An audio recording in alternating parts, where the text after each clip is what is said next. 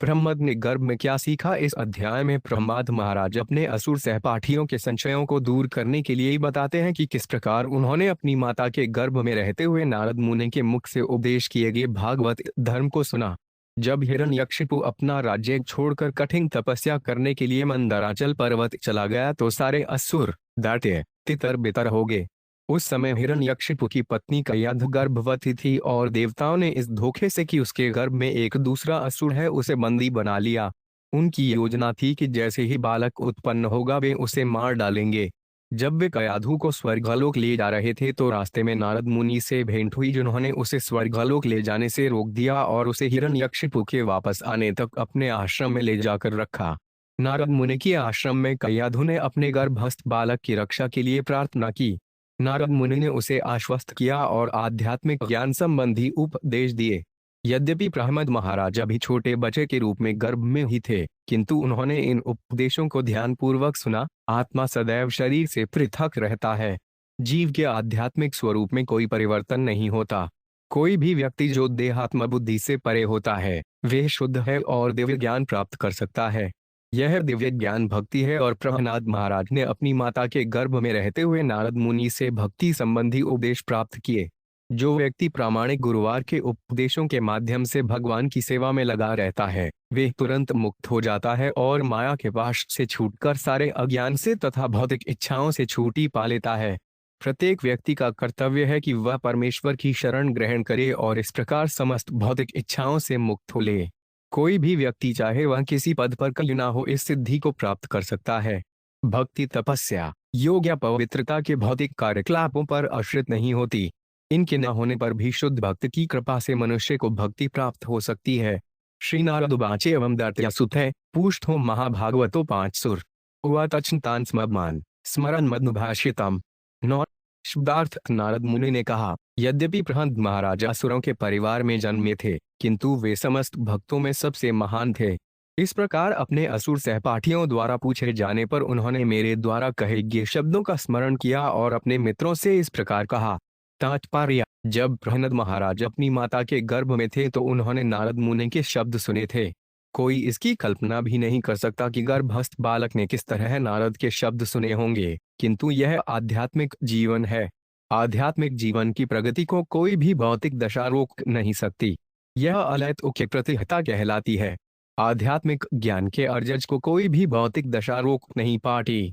इस तरह प्रहलाद महाराज बचपन से ही अपने मित्रों को अध्यात्म ज्ञान बतलाते रहे। इसका प्रभाव भी पड़ता रहा, यद्यपि वे सभी बालक थे। श्री प्रहलाद उवाच पितृ प्रस्थितेन स्मार्ट तपसे मंद्राचलम युद्धोद्यपम परम चकुर्विबुधा दानवांति दो।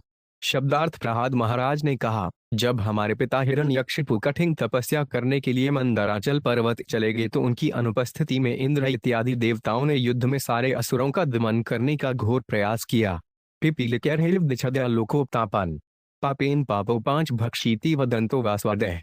3 शब्दार्थ, ओह जिस प्रकार सांप को छोटी छोटी चींटियां खा जाती हैं उसी प्रकार कष्टदायक हिरण्यकशिपु जो सभी प्रकार के लोगों पर कहर ढहाता था अपने ही पाप कर्मों के कारण पराजित किया जा चुका है। ऐसा कहकर इंद्रादि देवताओं ने असुरों से लड़ने की योजना बनाई। तेषां तिब्लोदुग्निशम्यासुर्यूथपा वध्यमाना सूर्यर्भिता दुद्बुः सर्वतो दिशम्। 4 कलत्रपुत्र विताप्ता गुहान पशुपृच्छदान नावेक्षमाणस्त्वरिता सर्वे प्राण प्रीप्सव। 75 शब्दार्थ के बाद एक मारे जाने पर जब असुरों के महान नायकों ने लड़ाई में देवताओं का अभूतपूर्व पराक्रम देखा तो वे तितर बितर होकर सभी दिशाओं में भागने लगे। अपने प्राणों की रक्षा करने के लिए वे अपने घरों, पत्नियों, बच्चों, पशुओं तथा घर के सारे साज सामान को छोड़कर जल्दी जल्दी भाग गए। उन्होंने इन सब की परवाह नहीं की और मात्र भागना आरंभ कर दिया। व्यलुम्पन राजशी बिरमम राजे काटभक्षिण इंद्रस्तु राजमहेशी मात्रान ममचांग्रहीट। 6 शब्दार्थ, विजयी देवताओं ने असुराज हिरण्यकशिपु के महल को लूट लिया और उसके भीतर की सारी वस्तुएं नष्ट भ्रष्ट कर दी। तब स्वर्ग के राजा इंद्र ने मेरी माता को बंदी बना लिया। नियमान अभयोदिग्ना रुत्ति कुरिमेव यह छयागतस्तत्र देवर्पिदच्छ पश्ची। 7 शब्दार्थ, जब इस प्रकार वे गिद्ध द्वारा पकड़ी गई कोरी पक्षी की भांति भय से चिल्लाती हुई ले जाई जा रही थी तो देवर्षि महर्षि नारद जो उस समय किसी भी कार्य में व्यस्त नहीं थे घटनास्थल पर प्रकट हुए और उन्होंने उस अवस्था में उन्हें देखा। प्राहनैन आसुरप्ते ने तुम रहस्थनागसम मुझ मुझ महाभाग सती पर परिग्रह। 8 शब्दार्थ नारद मुनि ने कहा, हे देवराज इंद्र, यह स्त्री निश्चय ही पापरहित है। तुम्हें इसे इस तरह कृतापूर्वक घसीटना नहीं चाहिए। हे परम सौभाग्यशाली, यह सती स्त्री किसी दूसरे की पत्नी है। तुम इसे तुरंत छोड़ दो। श्री इंद्र ख्वात आस्तेन स्था जटे वीर्यम विशहा सुरधीश आसित आयावत प्रसव मोशेन थप दविगतः। 9 शब्दार्थ राजा इंद्र ने कहा, इस असुरप्ति के गर्भ में उस असुर हिरण्यकशिपु का वीर्य है। अतएव इसे तब तक हमारे संरक्षण में रहने दें जब तक बच्चा उत्पन्न नहीं हो जाता, तब हम इसे छोड़ देंगे। तात्पर्य, स्वर्ग के राजा इंद्र ने प्रह्लाद महाराज की माता को इसलिए बंदी बनाना चाहा, क्योंकि उसने सोचा कि उसके गर्भ में दूसरा असुर, दूसरा हिरण्यकशिपु बैठा है। अतएव सर्वोत्तम उपाय यही होगा कि जब यह बच्चा उत्पन्न हो तो उसे मार डाला जाए और तब स्त्री को मुक्त कर दिया जाए। श्री नारद उवाच निष्किल्बेश साक्षान् महाभागवतो महान् त्वया न प्राप्स्थिति संस्थानम तानुचरो बलि। 10 शब्दार्थ नारद मुनि ने उत्तर दिया, इस स्त्री के गर्भ में स्थित बालक निर्दोष या निष्पाप है। निसंदेह वह महान भक्त तथा भगवान का शक्तिशाली दास है। अतएव तुम उसे मार पाने में सक्षम नहीं होगे। तात्पर्य, ऐसे अनेक उदाहरण प्राप्त हैं जब असुरों या अभक्तों ने भक्त को मारने का प्रयास किया है, किंतु वे भगवान के महान भक्त को कभी मार नहीं पाए। भगवान भगवद गीता 9.31 में वचन देते हैं, कौन्तेय प्रतिजानी हिन में भक्त है प्रणश्याति। यह भगवान को घोषणा है कि उनका भक्त असुरों द्वारा नहीं मारा जा सकता। प्रह्लाद महाराज इस वचन की सत्यता के ज्वलंत उदाहरण है। नारद मुनि ने स्वर्ग के राजा से कहा, भले ही तुम देवता क्यों ना हो, तुम्हारे लिए और अन्यों के लिए भी इस बालक को मार पाना असंभव होगा। इत्युक्तस्तां विहायेन्द्रो देवशेमान्यन्वाच अनंत प्रिय भक्तन अपरिक्रम्य दिव्यायौन। 191 शब्दार्थ, जब परम संत नारद मुनि ने इस प्रकार कहा तो राजा इंद्र ने नारद के वचनों का सम्मान करते हुए तुरंत ही मेरी माता को छोड़ दिया। चूंकि मैं भगवत भक्त था, अतएव सब देवताओं ने मेरी माता की परिक्रमा की और तब वे सभी अपने अपने स्वर्गधाम को वापस चले गए। तात्पर्य, यद्यपि राजा इंद्र तथा अन्य देवता महापुरुष हैं, किंतु वे नारद मुनि के इतने आज्ञाकारी हैं कि राजा इंद्र ने प्रह्लाद महाराज संबंधी मुनि के वचनों को तुरंत स्वीकार कर लिया। यह परंपरा पद्धति द्वारा समझना कहलाता है। इंद्र तथा देवता यह नहीं जानते थे कि हिरण्यकशिपु की पत्नी कयाधु के गर्भ में एक महान भक्त है, किंतु उन्होंने नारद मुनि के प्रामाणिक कथन को स्वीकार कर लिया और तुरंत ही उस गर्भिणी स्त्री की परिक्रमा करके उस भक्त को सम्मान प्रदान किया।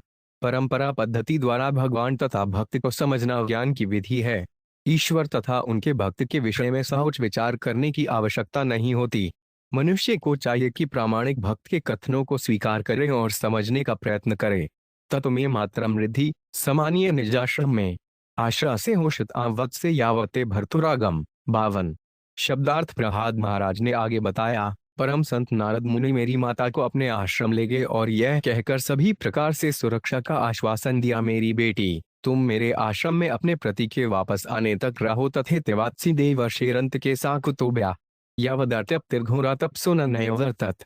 13 शब्दार्थ, देवर्षि नारद के उपदेशों को मानकर मेरी माता बिना किसी प्रकार के भय के उनकी देखरेख में तब तक रहती रही जब तक मेरे पिता दैत्यराज अपनी घोर तपस्या से मुक्त नहीं हो गए। ऋषि पर्यचरतत्र भक्त्या परमया सत्ती अंतर्वली स्वगर्भ से क्षेमाय छा प्रसूते।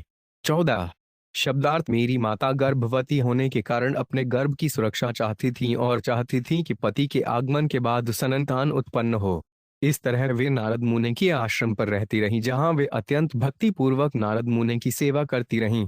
तात्पर्य, श्रीमद्भागवत 9.19 17 में कहा गया है, मात्रा स्वसरा दुहिता वाना विविक्तासनो भवेत बलवान द्विग्रामो विद्वान संपिकर्षाति। मनुष्य को चाहिए कि वह स्त्री के साथ, चाहे उसकी माता, बहन या पुत्री ही क्यों ना हो, एकांत में न रहे। यद्यपि एकांत स्थान में पुरुष को स्त्री के साथ रहने के लिए पूरी तरह वर्जित किया गया है, फिर भी नारद मुनि ने प्रह्लाद महाराज की तरुणी माता को आश्रय दिया जो अत्यंत भक्ति तथा श्रद्धा से उनकी सेवा करती रहीं। तो क्या इसका अर्थ यह हुआ कि नारद मुनि ने वैदिक आदेशों का उल्लंघन किया? निश्चय ही नहीं। ऐसे आदेश संसारी प्राणियों के लिए हैं। नारद तो संसारी श्रेणी से परे हैं। वे महान संत हैं और दिव्य पद पर स्थित हैं। अतएव हम स्वयं तरुण होते हुए भी वे एक तरुणी स्त्री को शरण देकर उसकी सेवा स्वीकार कर सकते थे। हरिदास ठाकुर ने भी एक वेश्या तरुणी से रात्रि के गहन अंधकार में बातें की थीं, लेकिन वे खत्री उनके मन को विचलित न कर पाई। उल्टे वह हरिदास ठाकुर के आशीर्वाद से शुद्ध भक्तिन या वैष्णवी बन गई। किंतु सामान्य लोगों को ऐसे महान भक्तों का अनुकरण नहीं करना चाहिए। उन्हें स्त्रियों को संगति से दूर रहकर विधि विधानों का कड़ाई से पालन करना चाहिए। किसी को नारद मुनि या हरिदास ठाकुर का डॉलर अनुकरण नहीं कराना चाहिए। कहा गया है, कैष्णव बेर क्रिया मुद्गा विज्ञ ना बुझे, बड़ा से बड़ा विद्वान भी वैष्णव के आचरण को नहीं समझ सकता। कोई भी बिना भय के किसी वैष्णव की शरण में जा सकता है। अतएव पिछले श्लोक में स्पष्ट कहा गया है, देवर्षि संत के साकृतोभया प्रहमाद महाराज की माता कयाधु सभी प्रकार के भय से रहित होकर नारद मुनि के संरक्षण में रहती रहीं। इसी तरह नारद मुनि अपने दिव्य पद के कारण उस तरुणी के साथ अविचल भाव से रहते रहे। नारद मुनि, हरिदास ठाकुर तथा ऐसे ही आचार्य जिन्हें भगवान के यश का प्रचार करने की विशेष शक्ति प्राप्त है, कभी भौतिक पद तक नीचे नहीं उतर सकते। अतएव यह सर्वथा वर्जित है कि आचार्य को सामान्य मनुष्य माना जाए। गुरु शून्यरति ऋषि कारुणिकस्तस्था प्रादादुभ्यमीश्वर धर्मस्य तत्व ज्ञानवंचमामपि देश निर्मलम। 17 शब्दार्थ नारद मुनि ने गर्भ में स्थित मुझे तथा अपनी सेवा में लगी मेरी माता दोनों को उपदेश दिया। चूंकि वे स्वभाव से पतितों पर अत्यंत दयालु हैं, अतएव अपनी दिव्य स्थिति के कारण उन्होंने धर्म तथा ज्ञान के विषय में उपदेश दिए। ये उपदेश भौतिक कलमश से रहित थे। तात्पर्य यहाँ पर कहा गया है, धर्म से तत्व ज्ञानवंच निर्मलम। निर्मलम शब्द निष्कलंक धर्म का सूचक है, या यूं कहें कि भागवत धर्म का सूचक है। सामान्यतः कर्मकांड कलमशग्रस्त धर्म के अंग होते हैं, जिनसे लोग अपनी संपत्ति तथा समृद्धि बढ़ाकर लाभ उठाते हैं। लेकिन कलमशहीन शुद्ध धर्म में ईश्वर के साथ अपने संबंध को समझना एवं तदनुसार कर्म करना निहित रहते हैं, जिससे जीवन का सर्वोच्च मंतव्य तथा भगवधाम की वापसी दोनों पूरे होते हैं। प्रहमाद महाराज ने उपदेश दिया कि जीवन के प्रारंभ से मनुष्य को भागवत धर्म के स्तर तक ऊपर उठना चाहिए। कौमार आचरित प्राज्ञ धर्मान भागवतान ही भगवान स्वयं भी शुद्ध कलमश रहित धर्म को बात करते हैं, जब वे भगवद गीता 18.66 में कहते हैं, सर्वधर्मान परित्यज्य मामेकं शरणं व्रज। सारे धर्मों का परित्याग करके मेरी शरण में आ जाओ। मनुष्य को ईश्वर के साथ अपने संबंध को समझना चाहिए और तब उसी के अनुसार कर्म करना चाहिए। यही भागवत शरण है। भागवत धर्म का अर्थ है भक्ति योग। वायुदेवी भगवती भक्ति योग प्रयोजित जन्मत्याशु वैराग्य ज्ञान चयद हेतुक। भगवान श्री कृष्ण की भक्ति करके मनुष्य तुरंत ही अहेतुकी ज्ञान तथा संसार से विरक्ति प्राप्त कर लेता है। भागवत 1-2-7 शुद्ध धर्म के पद पर स्थित होने के लिए मनुष्य को वासुदेव कृष्ण से संबंधित भक्ति करनी चाहिए। ततु कालस्य दीर्घत्वा स्त्रीत्वान् मातुस्तिरोधे ऋषिणानुगृहीतान्मानाथुर्नाभ्यजहात् स्मृति। 16 शब्दार्थ अधिकाल बीत जाने तथा स्त्री होने से अल्पज्ञ होने के कारण मेरी माता उन सारे उपदेशों को भूल गईं, किंतु ऋषि नारद ने मुझे आशीर्वाद दिया था, अतएव मैं नहीं भूल पाया। तात्पर्य भगवद गीता 9.32 में भगवान कहते हैं, माहि पार्थ व्यापाश्रित्य ये पैसेव पापियों नैख्यो वैश्यास तथा शूद्रास्तेठा पियांति परागतिम। हे पृथापुत्र, जो मेरी शरण में आ जाते हैं वे भले ही निम्न कुल में उत्पन्न स्त्रियां, वैश्य तथा शूद्र, श्रमिक कयो ना हो, परम गति को प्राप्त होते हैं। पापयोनि शब्द उन लोगों के लिए आया है जो शूद्रों से भी निम्न है, किंतु भले ही खत्री पापयोनि न हो, लेकिन अल्पज्ञ होने के कारण वे कभी कभी भक्ति के उपदेशों को भूल जाती है। परंतु जो पर्याप्त बलवान हैं उनके भूलने का प्रश्न ही नहीं उठता। सामान्यतया स्त्रियां भौतिक भोग के प्रति आसक्त होती हैं, जिसके कारण वे कभी कभी भक्ति के उपदेश भूल जाती हैं। किंतु चाहे वह स्त्री ही क्यों ना हो, यदि विधिवत भक्ति का पूर्ण अभ्यास करती है तो भगवान के ही कथन के डॉलर अनुसार वे भगवधाम वापस जा सकती है। तेठ पियांति पर गतिम, इसमें कोई आश्चर्य की बात नहीं। मनुष्य को भगवान की शरण ग्रहण करके विधि विधानों का कड़ाई से पालन करना चाहिए, तब बिना भेदभाव के वह भगवधाम वापस जा सकेगा। प्रहमाद महाराज की माता गर्भस्थ शिशु की रक्षा के प्रति अधिक चिंतित थीं और अपने पति को वापस आते देखने के लिए उत्सुक थीं। अतएव वे नारद मुनि के भव्य उपदेशों पर गंभीरता से विचार नहीं कर सकीं। भवतांपि भूयान में यदि श्रद्धते वचः वैशारदी थी श्रद्धांत स्त्री बालान आचमेय था। 97 शब्दार्थ प्रहलाद महाराज ने कहा, हे मित्रों, यदि तुम मेरी बातों पर श्रद्धा करो तो तुम भी उसी श्रद्धा से मेरे ही समान दिव्य ज्ञान को समझ सकते हो, भले ही तुम सभी छोटे छोटे बालक क्यों ना हो। इसी प्रकार एक स्त्री भी दिव्य ज्ञान को समझ सकती है और यह जान सकती है कि आत्मा क्या है तथा भौतिक पदार्थ क्या है। तात्पर्य: प्रहलाद महाराज के ये शब्द परंपरा से चले आने वाले ज्ञान के प्रसंग में अत्यंत महत्वपूर्ण हैं। प्रहलाद महाराज अपनी माता के गर्भ में शिशु रूप में रहते हुए भी नारद के शक्तिशाली उपदेश को सुनकर परम शक्ति के अस्तित्व के विषय में पूर्णतः आश्वस्त थे और समझ गए थे कि इस प्रकार भक्ति योग द्वारा जीवन सिद्धि प्राप्त की जाती है। आध्यात्मिक ज्ञान के विषय में ये अत्यंत महत्वपूर्ण ज्ञातव्य है। यस्य देवे पृथक् यथा देवे तथा गुरु तस्वेते कथिता यथा प्रकाशन्ते महात्मन। जो महापुरुष भगवान तथा गुरुवार दोनों पर निश्चित श्रद्धा रखते हैं उन्हें वैदिक ज्ञान का सारा आशय स्वतः प्रकट हो जाता है। श्वेताशतर उपनिषद 6.23 अथ श्री कृष्ण नामादि न भवेद ग्राम्यमेच्वीये सेवोयुखे हिजद्वादो स्वयमेव स्फुरत्यद। कोई भी व्यक्ति अपनी स्थूल भौतिक इंद्रियों द्वारा कृष्ण को यथारूप में नहीं समझ सकता। वे भक्तों की दिव्य प्रेमा भक्ति से प्रसन्न होकर अपने आप को प्रकट करते हैं। भक्ति सामृत सिंधु 2:2-2-3-4 भवत्याभिजानात्यवान्यश्चास्मि तत्वत् तो या तत्वतो ज्ञात्वा विशते तदनंतरम। मनुष्य परम पुरुष को उनके यथारूप में केवल भक्ति द्वारा समझ सकता है, और जब वे ऐसी भक्ति से परमेश्वर की पूर्ण भावना में होता है तो वे भगवद्धाम में प्रवेश कर सकता है। भगवद गीता 18.57। ये वैदिक आदेश हैं। मनुष्य को गुरुवार के शब्दों में पूर्ण श्रद्धा होनी चाहिए और भगवान में भी ऐसी श्रद्धा होनी चाहिए। तब आत्मा तथा परमात्मा का असली ज्ञान एवं भौतिक पदार्थ तथा आत्मा के मध्य का अंतर स्वतः प्रकट हो जाएगा। यह आत्मतत्व या आध्यात्मिक ज्ञान भक्त के अंतःस्थल में प्रकट होगा, क्योंकि उसने प्रहलाद महाराज जैसे महाजन के चरण कमलों की शरण ले ली है। इस श्लोक में आगत श्रूयात शब्द का अर्थ जो हो सो लिया जा सकता है।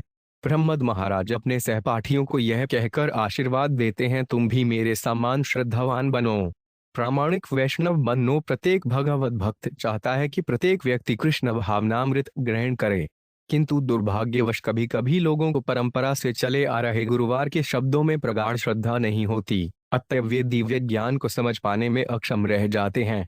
गुरुवार को प्रहलाद महाराज की भांति वैद्य परंपरा की श्रेणी में से होना चाहिए जिन्होंने नारद से ज्ञान प्राप्त किया। यदि असुरों के पुत्रों एवं प्रहलाद महाराज के सहपाठियों को प्रहलाद से सत्य का पाठ सीखना होता तो वे निश्चित रूप से दिव्य ज्ञान से अवगत हो गए होते। विशारदी थी शब्द भगवान विशक बुद्धि को सूचित करने वाले हैं, क्योंकि भगवान अत्यधिक दक्ष हैं। उन्होंने अपनी दक्षता से अलौकिक ब्रह्मांडों की सृष्टि की है। अत्यंत दक्ष हुए बिना कोई भी परम दक्ष पटु की दक्ष व्यवस्था को समझ नहीं सकता है, किंतु यदि कोई इतना भाग्यशाली हो कि उसे ब्रह्मा, शिव, माता लक्ष्मी या कुमारों से चली आ रही परंपरा का प्रामाणिक गुरुवार मिल जाए तो वे भी इसे समझ सकता है। ज्ञान तथा अध्यात्म के ये 4 संप्रदाय क्रमश ब्रह्म संप्रदाय, रुद्र संप्रदाय, श्री संप्रदाय तथा कुमार संप्रदाय कहलाते हैं। संप्रदाय विधीना ये मन रास्ते निष्फला मता। ऐसे संप्रदाय या परंपरा से प्राप्त भगवद ज्ञान मनुष्य को प्रबोध कराने वाला है। यदि वह परंपरा मार्ग का अनुसरण नहीं करता तो भगवान को समझ पाना असंभव है।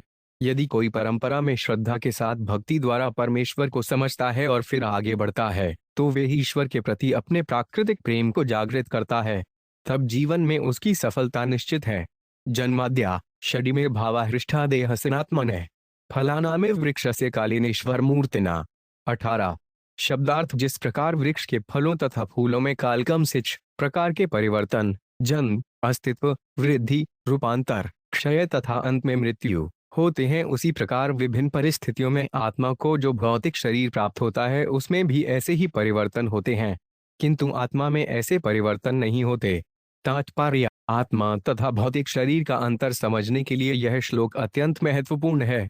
आत्मा शाश्वत है, जैसा कि भगवद गीता 2.20 में कहा गया है, न जायते प्रियते वा कदाचिन्न धूता भवित्रा वा न धूय अजो नित्य शाश्वतो यान पुराणो न हयते हयगाने शरीरे। आत्मा का न तो जन्म होता है न मृत्यु, न ही एक बार अस्तित्व में आने पर कभी इसका विनाश होता है। यह अजन्मा, शाश्वत, सदा विद्यमान रहने वाला, न मरने वाला तथा सनातन है। इस शरीर का बंध किए जाने पर इसका वध नहीं होता। आत्मा क्षय तथा परिवर्तन से मुक्त होने के कारण शाश्वत है, जबकि शरीर में क्षय तथा परिवर्तन होते रहते हैं। वृक्ष तथा उसके फल फूलों का उदाहरण अत्यंत सरल एवं स्पष्ट है। वृक्ष अनेक वर्षों तक खड़ा रहता है, किंतु ऋतु परिवर्तन के साथ इसके फूलों तथा फलों में 6, परिवर्तन होते हैं। आधुनिक रसायनविदों का मूर्खतापूर्ण सिद्धांत कि जीवन रासायनिक अंतक्रियाओं से उत्पन्न किया जा सकता है सच नहीं माना जा सकता। मनुष्य के भौतिक शरीर का जन्म शुक्रवार तथा रस के मिश्रण से होता है, किंतु जनवरी माह का इतिहास तो यह है कि कभी कभी मैथुन के बाद रज तथा बीरे के मिलने के बाद भी गर्भधारण नहीं होता। जब तक इस मिश्रण में आत्मा प्रवेश नहीं करता तब तक गर्भधारण की संभावना नहीं रहती, किंतु मिश्रण में आत्मा का आश्रय मिलते ही शरीर का जन्म होता है, उसका अस्तित्व होता है, वह बढ़ता है, रूपांतरित होता है, क्षीण होता है और अंत में विनष्ट हो जाता है। वृक्ष में फल फूल तो ऋतुओं के अनुसार आते जाते रहते हैं, किंतु वृक्ष खड़ा रहता है। इसी प्रकार देहांतरशील जीव विविध शरीर स्वीकार करते हैं जिनमें 6 परिवर्तन होते हैं, किंतु आत्मा स्थायी रूप से वैसे का वैसा ही रहता है, अजो नित्य शाश्वतो पांचीयम पुराणो न हयते हयमाने शरीरे। आत्मा शाश्वत है तथा सदा विद्यमान रहता है, किंतु आत्मा द्वारा ग्रहित शरीर बदलते रहते हैं। आत्मा के 2 प्रकार हैं, परमात्मा भगवान तथा जीवात्मा जीव। जिस तरह जीवात्मा में विविध शारीरिक परिवर्तन होते रहते हैं उसी तरह परमात्मा में सृष्टि के विभिन्न कल्प घटित होते हैं। इस संबंध में मध्वाचार्य कहते हैं, बड़ विकार शरीरस्य न विषगोस्तद्यतस्व च तद्धीन शरीरे च ज्ञात्वा तन्मम त्यजेत। चूंकि शरीर आत्मा का बाह्य रूप है अतएव आत्मा शरीर पर आश्रित नहीं है, प्रत्युत शरीर आत्मा पर आश्रित है। जो इस सत्य को समझता है वह अपने शरीर के पोषण के प्रति अधिक चिंतित नहीं होता। शरीर को स्थायी रूप या शाश्वत रूप से धारण किए रहने की कोई संभावना नहीं है। अंतवंती में देहा नित्यस्य युक्ता शरीरेण, यह भगवद गीता 2.18 का कथन है। भौतिक शरीर अंतवंत नाशवान है, किंतु शरीर के भीतर का आत्मा शाश्वत है, नित्यस्य युक्ता शरीरेण। भगवान विष्णु तथा उनके अंशरूप सारे जीव शाश्वत हैं। नित्यो नित्यान अचेतन श्वेवना नाम भगवान विष्णु मुख्य जीव हैं, जबकि व्यक्तिगत जीव भगवान विष्णु के अंश हैं। शरीर की सभी कोटियां विराट रूप से लेकर शुद्र चींटी हड्डी तक नाशवान हैं, किंतु परमात्मा तथा आत्मा गुण में एक से होने के कारण नित्य विद्यमान रहते हैं। अगले श्लोक में इसकी अधिक व्याख्या हुई है। आत्मा नित्योपांचुव्यय शुद्धे कह क्षेत्रजाश्रय अविक्रिय स्वभेतुर्व्यापको 5 षड्ज्ञानावृतय। 19 एतद्वान देशभिर्विद्वानात्मनुलक्षण परे अहन्ममेत्य सधावन देहादि मोहन्ते जेतु। 20 शब्दार्थ आत्मा परमेश्वर या जीवों का सूचक है। ये दोनों ही आध्यात्मिक हैं, जन्म मृत्यु से मुक्त हैं तथा क्षय से रहित एवं भौतिक कल्मश से भी मुक्त हैं। ये व्यष्टि हैं, ये बाह्य शरीर के ज्ञाता हैं, प्रत्येक वस्तु के आश्रय या आधार हैं। ये भौतिक परिवर्तन से मुक्त हैं, ये आत्म प्रकाशित हैं, ये समस्त कारणों के कारण हैं तथा सर्वव्यापी हैं। इन्हें भौतिक शरीर से कोई सरोकार नहीं रहता, अतएव ये सदैव अनाकृष्ट रहते हैं। इस दिव्य गुणों से युक्त जो मनुष्य वास्तव में विद्वान है उसे जीवन की भ्रांत धारणा का परित्याग करना चाहिए, जिसमें वे सोचता है मैं यह भौतिक शरीर हूँ और इस शरीर से संबंधित प्रत्येक वस्तु मेरी है। 00706-5/8:9 आत्मा के आश्रय बिना भौतिक शरीर का अस्तित्व नहीं हो सकता। 2 जैसा कि पहले बताया जा चुका है, वृक्ष में फल फूल जन्म लेते हैं, लगे रहते हैं, बढ़ते हैं, झूपांतरित होते हैं, क्षीण होते हैं और ऋतु परिवर्तन के अनुसार विनष्ट होते हैं, किंतु इतने सारे परिवर्तनों के होते हुए भी वृक्ष वैसे का वैसा रहता है। इसी प्रकार आत्मा समस्त परिवर्तनों से मुक्त है। 3 किसी को आत्मा को प्रकट करने की आवश्यकता नहीं पड़ती, वे स्वयं प्रकट है। मनुष्य सरलता से समझ सकता है कि जीवित शरीर में आत्मा है। तात्पर्य भगवद गीता 15.7 में भगवान कृष्ण स्पष्ट कहते हैं, मर्मैवांशो जीवलोके जीव श्रुतः, सारे जीव मेरे अंश हैं। अतएव हम सारे जीव गुणात्मक रूप से भगवान के ही समान हैं, जो समस्त जीवों के नायक या श्रेष्ठ हैं। वेदों में कहा गया है, नित्यो नित्यान अचेतन श्वेतना नाम, भगवान प्रधान जीव हैं, अधीन जीवों के नायक हैं। क्योंकि सारे जीव ईश्वर के प्रतिरूप या अंश हैं, अतएव उनके गुण परमेश्वर के गुणों से भिन्न नहीं होते। जीवों के गुण भगवान जैसे होते हैं, जिस प्रकार समुद्र की एक बूंद की रासायनिक संरचना स्वयं विशाल समुद्र जैसी होती है, इस तरह गुण में एकत्व किंतु मात्रा में अंतर होता है। कोई व्यक्ति नमूने के रूप में जीव को समझकर भगवान को समझ सकता है, क्योंकि ईश्वर के सारे गुण जीवों में सूक्ष्म मात्रा में पाए जाते हैं। वैसे तो एकत्व होता है, किंतु ईश्वर महान है, जबकि जीव अत्यंत क्षुद्र हैं। अगोरणीयान महतमहीयान कठोपनिषद 1 फरवरी 20। सारे जीव परमाणु से भी छोटे हैं, किंतु ईश्वर महानतम से भी महान है। महानता संबंधी हमारी धारणा को आकाश द्वारा व्यक्त किया जा सकता है, क्योंकि हम आकाश को असीम रूप से विशाल मानते हैं, किंतु ईश्वर आकाश से भी विशाल है। इसी प्रकार हमें ज्ञात है कि सारे जीव अणुओं से भी छोटे हैं, आकार में बाल के अगले भाग के 10,000वें भाग के तुल्य। फिर भी जीव तथा भगवान दोनों में समस्त कारणों के परम कारण होने का गुण पाया जाता है।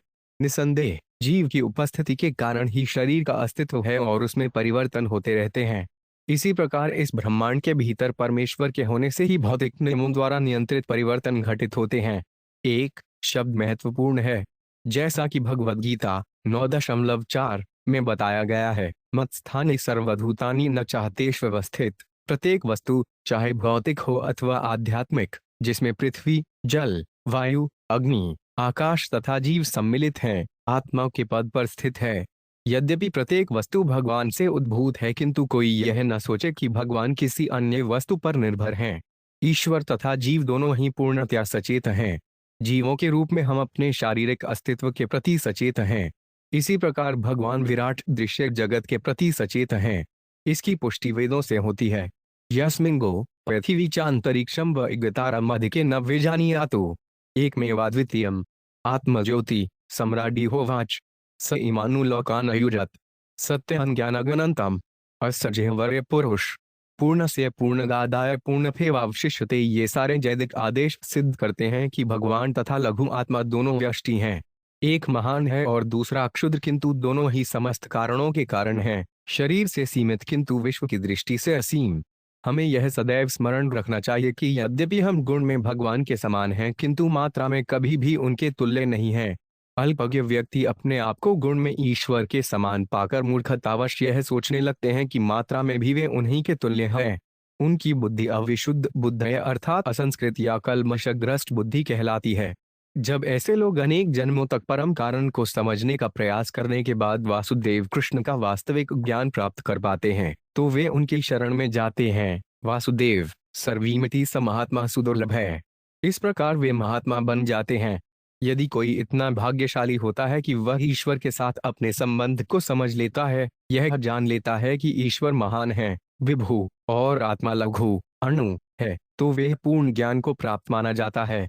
जब मनुष्य यह सोचता है कि वह भौतिक शरीर है और शरीर से संबंधित प्रत्येक वस्तु उसकी है, तो वह अंधकार में रहता है।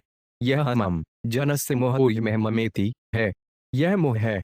उसे अपनी भ्रांत धारणा त्याग कर हर एक वस्तु से पूर्णतः अवगत हो जाना चाहिए। स्वर्ण यथा ग्रावसु हिमकार क्षेत्रेषु गैस्तद्भिज्ञ आपनुयात् क्षेत्रेषु देहेषु तथात्म योगैरध्यात्म विद्वदक्ति लभेत। 21 शब्दार्थ एक दक्ष भूविज्ञानी समझ सकता है कि सोना कहाँ पर है और वे उसे स्वर्ण खनिज में से विविध विधियों द्वारा निकाल सकता है। इसी प्रकार आध्यात्मिक रूप से अग्रसर व्यक्ति यह समझ सकता है कि शरीर के भीतर किस तरह आध्यात्मिक कण विद्यमान रहते हैं और इस प्रकार आध्यात्मिक ज्ञान के अनुशीलन द्वारा वे सिद्धि प्राप्त कर सकता है। फिर भी जिस प्रकार एक अनाड़ी यह नहीं समझ पाता कि सोना कहाँ पर है, उसी प्रकार जिस मूर्ख व्यक्ति ने आध्यात्मिक ज्ञान का अनुशीलन नहीं किया, वह यह नहीं समझ सकता कि शरीर के भीतर आत्मा किस तरह विद्यमान रह सकता है। तात्पर्य यहाँ पर आध्यात्मिक ज्ञान संबंधी एक बहुत अच्छा उदाहरण दिया गया है। मूर्ख लोग, जिनमें तथाकथित ज्ञानी, दार्शनिक तथा विज्ञानी सम्मिलित हैं, शरीर के भीतर आत्मा के अस्तित्व को नहीं समझ सकते, क्योंकि उनमें आध्यात्मिक ज्ञान का अभाव रहता है। वेदों का आदेश है, वद विज्ञानार्थ अगुरुमेवाभिगच्छेत्। आध्यात्मिक ज्ञान समझने के लिए प्रामाणिक गुरुवार के पास जाना चाहिए। जब तक कोई भूगर्भ विज्ञान में प्रशिक्षित ना हुआ हो, वे पत्थर में सोने की पहचान नहीं कर सकता। इसी प्रकार जब तक कोई मनुष्य गुरुवार द्वारा प्रशिक्षित नहीं हो जाता, वे आत्मा तथा पदार्थ के विषय में कुछ नहीं समझ सकता। यहाँ पर कहा गया है योग्यास्तद अभिज्ञ, इससे सूचित होता है कि जिसका संबंध आध्यात्मिक ज्ञान से रहता है, वह समझ सकता है कि शरीर के भीतर आध्यात्मिक आत्मा है, किंतु जिसमें पशु बुद्धि रहती है और आध्यात्मिक संस्कृति रहती ही नहीं, वे इसे नहीं समझ सकता। एक दक्ष खनिज देवता या भूगर्भ शास्त्री यह समझ सकता है कि सोना कहाँ कहाँ है और उसे निकालने के लिए वह धन लगा सकता है एवं खनिज में से रासायनिक विधि से सोना निकाल लेता है। उसी तरह दक्ष अध्यात्मविद तत्ववेता भी समझ सकता है कि पदार्थ के भीतर आत्मा कहाँ है। जिससे प्रशिक्षण प्राप्त नहीं हुआ होता, वह सोना तथा पत्थर में अंतर नहीं बता सकता। इसी प्रकार जिन मूर्खों तथा धूर्तों ने दक्ष गुरुवार से यह नहीं सीखा कि आत्मा क्या है और पदार्थ क्या है, वे शरीर के भीतर आत्मा के अस्तित्व को नहीं समझ सकता। ऐसे ज्ञान को समझने के लिए उस मनुष्य को योग प्रणाली में या अंततः भक्ति योग प्रणाली में प्रशिक्षित होना चाहिए। जैसा कि भगवद गीता 18.55 में कहा गया है, भक्त्या माम थी जानाति, जब तक कोई भक्त योग की शरण नहीं ग्रहण करता तब तक वे शरीर के भीतर आत्मा के अस्तित्व को नहीं समझ सकता। अतएव भगवद गीता 2.13 निम्नलिखित शिक्षा सिखाने से प्रारंभ होती है। देहिनो 5 में यथा देहे कौमारं यौवनजय तथा देहांतर प्राप्य धीरस्तत्र नमोहति। जिस प्रकार इस शरीर में देहधारी आत्मा निरंतर बचपन से युवावस्था में फिर वृद्धावस्था में जाता है, उसी प्रकार आत्मा मृत्यु के समय दूसरे शरीर में चला जाता है। स्वरूप सिद्ध जीव ऐसे परिवर्तन से मोहग्रस्त नहीं होता। इस प्रकार पहला उपदेश है कि शरीर के भीतर आत्मा रहता है और एक शरीर से दूसरे में देहांतर करता रहता है। आध्यात्मिक ज्ञान का यह शुभारंभ है।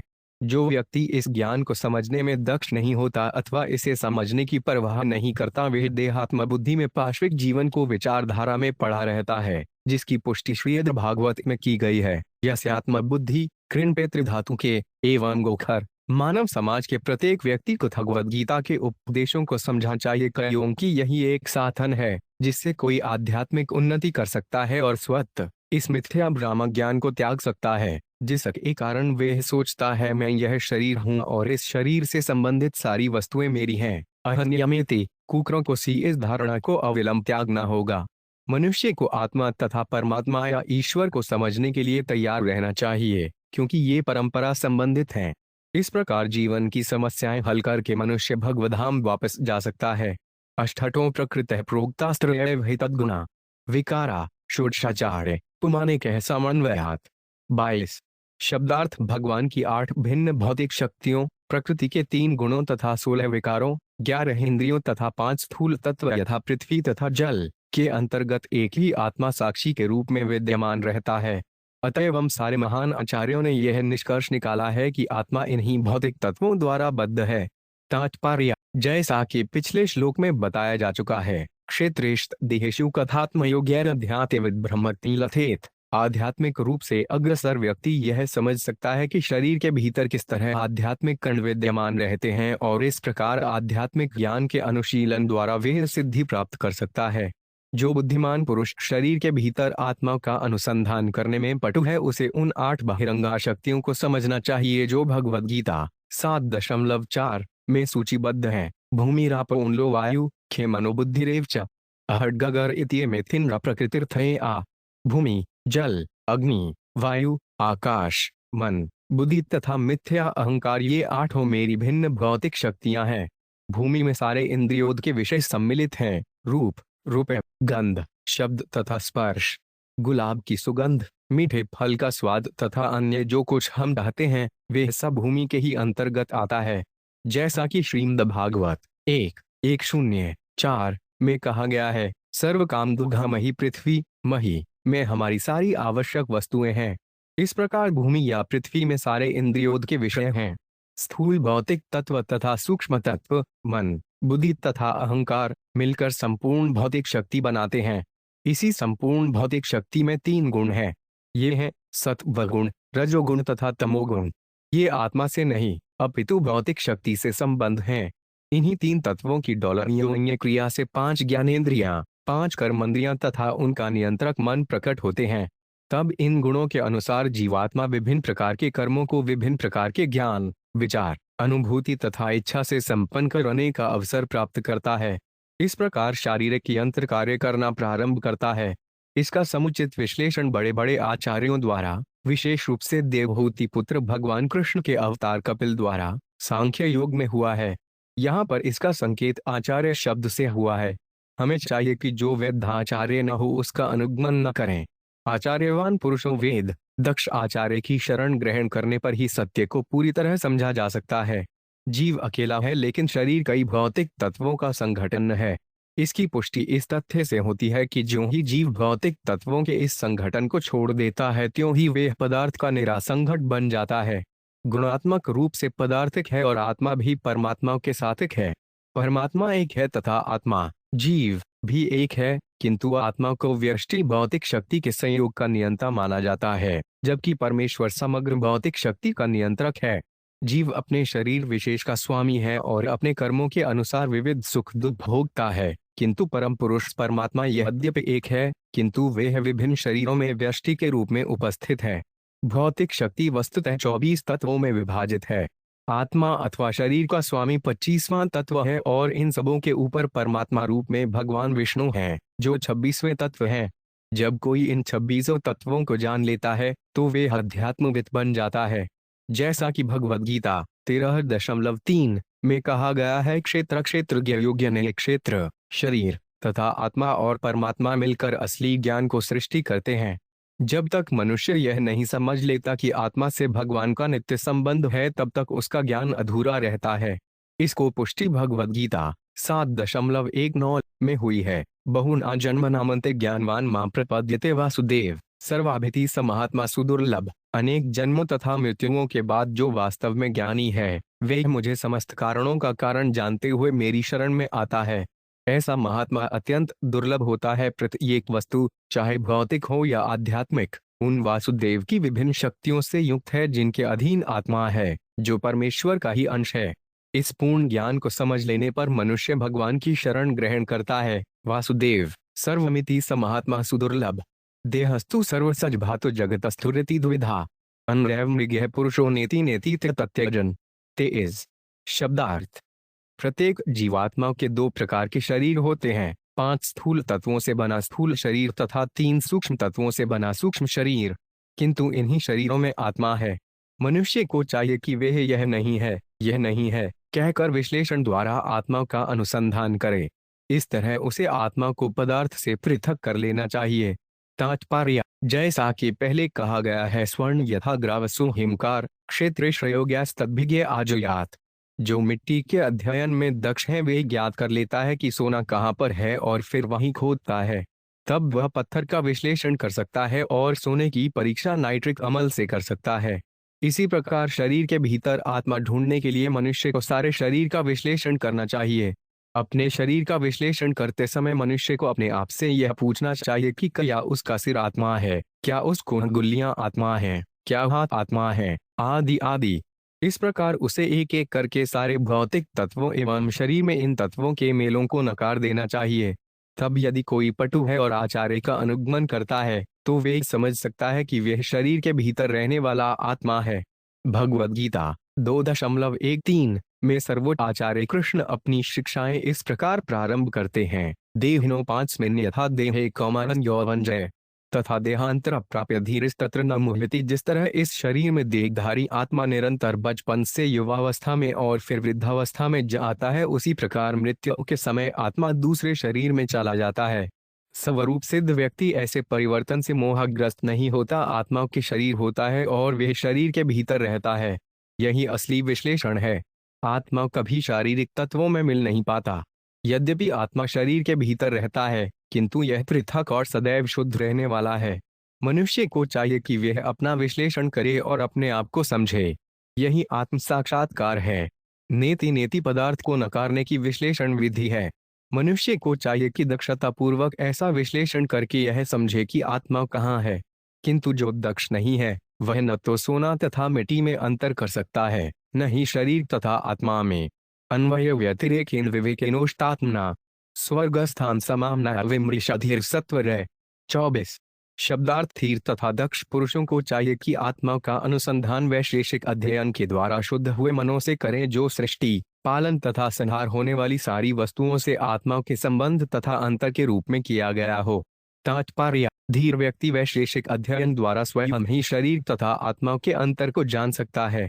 उदाहरणार्थ, जो व्यक्ति अपने शरीर में अपने हाथ, सिर इत्यादि पर विचार करता है, वह निश्चय ही आत्मा तथा शरीर के डॉलर अंतर को समझ सकता है। कोई यह नहीं कहता मैं सिर हूँ, सभी यह कहते हैं मेरा सिर, अतएव 2 संज्ञाएं हैं, सिर तथा मैं, वे एक नहीं है, यद्यपि वे एक संघट प्रतीत होते हैं।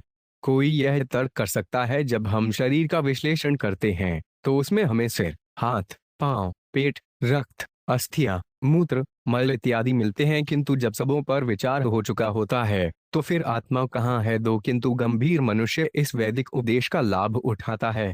या तो वायानि धूतानि जायन्ते, यह जातानि जीवन्ति, यह त्रैणन्त्यभिसंविशन्ति, तद विजिज्ञासस्व, तद भ्रमेति। तैत्तिरीय उपनिषद 3:1-1। इस प्रकार वह समझ सकता है कि सिर, हाथ तथा पूरा शरीर आत्मा के आधार पर बड़ा हुआ है। यदि आत्मा भीतर है तो शरीर, सिर, हाथ, पैर बढ़ते हैं, अन्यथा नहीं। मृत बालक नहीं बढ़ता क्योंकि उसमें आत्मा विद्यमान नहीं है। यदि शरीर के सतर्क विश्लेषण के बाद भी किसी को आत्मा का अस्तित्व न दिखे तो यह अज्ञान ही है। भला भौतिकतावादी कार्यकलापों में पूरी तरह संलग्न व्यक्ति किस प्रकार उस आत्मा को समझ सकता है जो एक बाल के अगले भाग के 10,000वें भाग जितना छोटा है? ऐसा व्यक्ति मूर्खतावश सोचता है कि भौतिक शरीर रसायनों के मेल से बड़ा हुआ है, यद्यपि वे इन तत्वों को ढूंढ नहीं पाता। किंतु वेद हमें बताते हैं कि रासायनिक मेल से प्राण नहीं बनता। प्राण तो आत्मा तथा परमात्मा है और शरीर उसी प्राण के ही आधार पर बढ़ता है। वृक्ष में लगा फल वृक्ष की उपस्थिति के कारण ही बढ़ता है और उसमें 6 प्रकार के परिवर्तन होते हैं। यदि वृक्ष ना हो तो फल के बढ़ने तथा परिपक्व होने का प्रश्न ही न उठे। अतएव शरीर के अस्तित्व के परे शरीर के भीतर परमात्मा तथा आत्मा है। भगवद गीता में बताए गए आध्यात्मिक ज्ञान की यह पहली जानकारी है। देहिनोऽस्मिन् यथा देहे, शरीर का अस्तित्व परमेश्वर तथा उन्हीं के स्वरूप जीव की उपस्थिति के कारण होता है।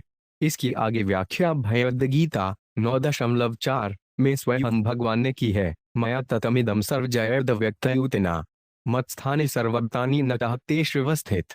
यह संपूर्ण ब्रह्मांड मेरे अव्यक्त रूप से व्याप्त है। सारे जीव मुझ में हैं किंतु मैं उनमें नहीं हूँ। परमात्मा सर्वत्र उपस्थित है। वेदों का आदेश है सर्व खल विद्वान ब्रह्म, प्रत्येक वस्तु ब्रह्म है या कि ब्रह्म की शक्ति का विस्तार है। सूत्रे माणिग्राहिक, प्रत्येक वस्तु भगवान पर अवलंबित है। जिस प्रकार मोती सूत्र द्वारा गूंथे रहते हैं, यह सूत्र प्रधान ब्रह्म है। यह परम कारण परमेश्वर है जिस पर प्रत्येक वस्तु आधारित है। मतः परतरनान्यत।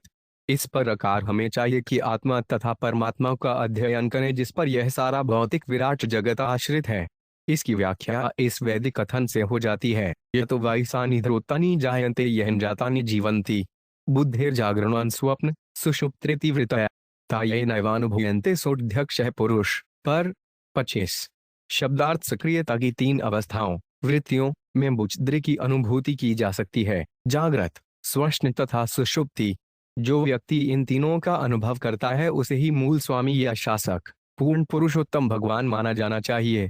तात्पर्य, बुद्धि के बिना न तो कोई इंद्रियों के प्रत्यक्ष कार्यकलापों को समझ सकता है, न स्वप्न को और न समस्त स्थूल तथा सूक्ष्म कार्यकलापों को समाप्ति को समझ सकता है। साक्षी तथा नियंता तो परमात्मा है जिसके निर्देश से आत्मा जागृत, सुप्त तथा सुषुप्त अवस्था में समझ सकता है। भगवान भगवद गीता 15.15 में कहते हैं सर्वस्य चाहन हदि सत्रिविष्टो मतः स्मृतिज्ञन्मकोणंच। मैं सबों के हृदय में स्थित हूँ और मुझी से स्मृति, ज्ञान तथा विस्मृति प्राप्त होती है। सारे जीव अपनी बुद्धि के कारण जागृत, सुप्त तथा सुषुप्त इन 3 अवस्थाओं में लीन रहते हैं। यह बुद्धि उन भगवान द्वारा प्रदत्त होती है जो मित्र के रूप में आत्मा के साथ रहते हैं। श्रील मध्वाचार्य कहते हैं कि जब जीव की बुद्धि सुख दुख को कार्यकलापों के ऊपर अनुभव करके सक्रिय होती है तो कभी कभी उसे सत्व बुद्धि कहा जाता है। स्वप्न की अवस्था में भगवान से ही ज्ञान प्राप्त होता है। मत्तः स्फुरित ज्ञान मत्पोन्वंच। भगवान या परमात्मा परम नियंता हैं और सारे उपनिदेशक उन्हीं के निर्देशन में हैं। मनुष्य को चाहिए कि अपनी बुद्धि से भगवान को समझे।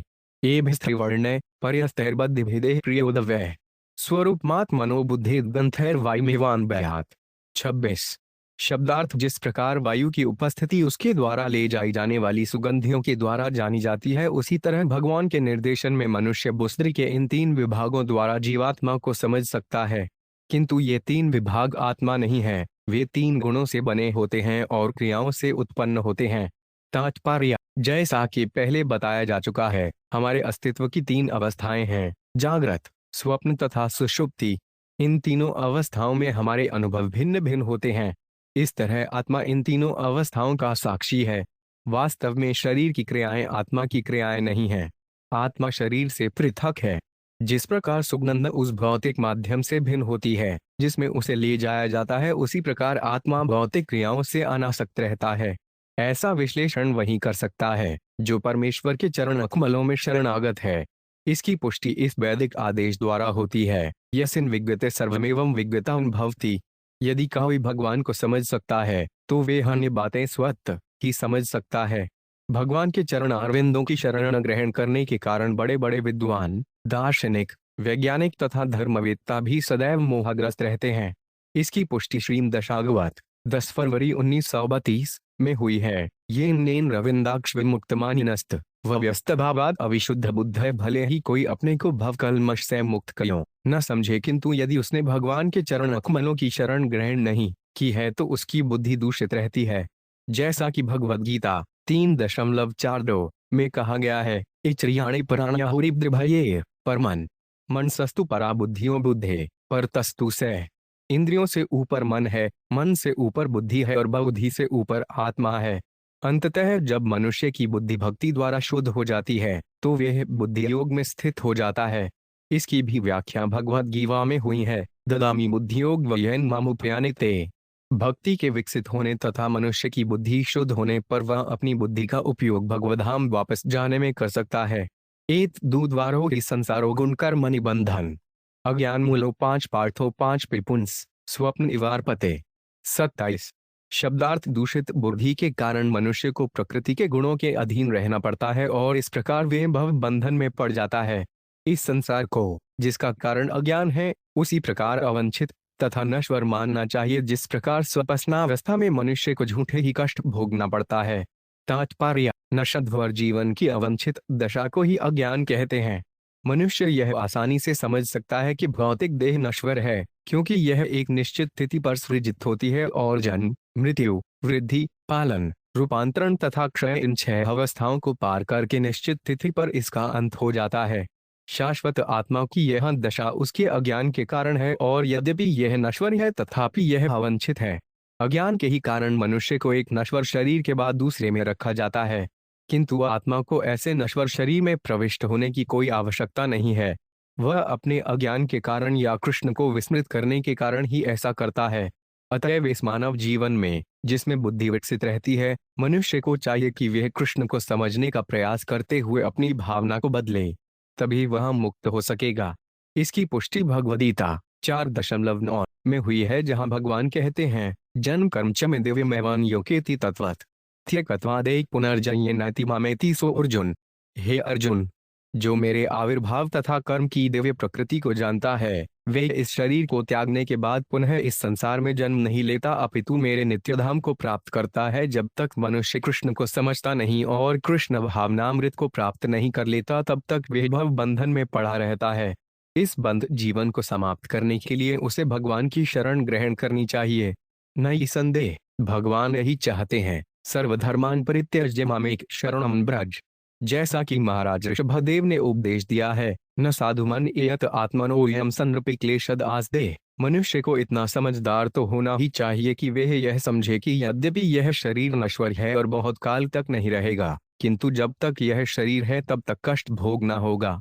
अतएव यदि वह अच्छी संगति से किसी प्रामाणिक गुरुवार के उपदेशों से कृष्ण भावनामृत ग्रहण कर ले तो उसके बंध जीवन का अंत हो सकता है और उसकी मूल भावना, जो कि कृष्ण भावनामृत कहलाती है, पुनः जागृत हो सकती है। जब कोई कृष्ण भावना भावित होता है तो वे समझ सकता है कि यह जीवन चाहे जागृत अवस्था में हो या स्वप्न अवस्था में हो, स्वप्नवत ही रहता है और उसका वास्तविक महत्व नहीं रहता। यह अनुभूति भगवान की कृपा से संभव है।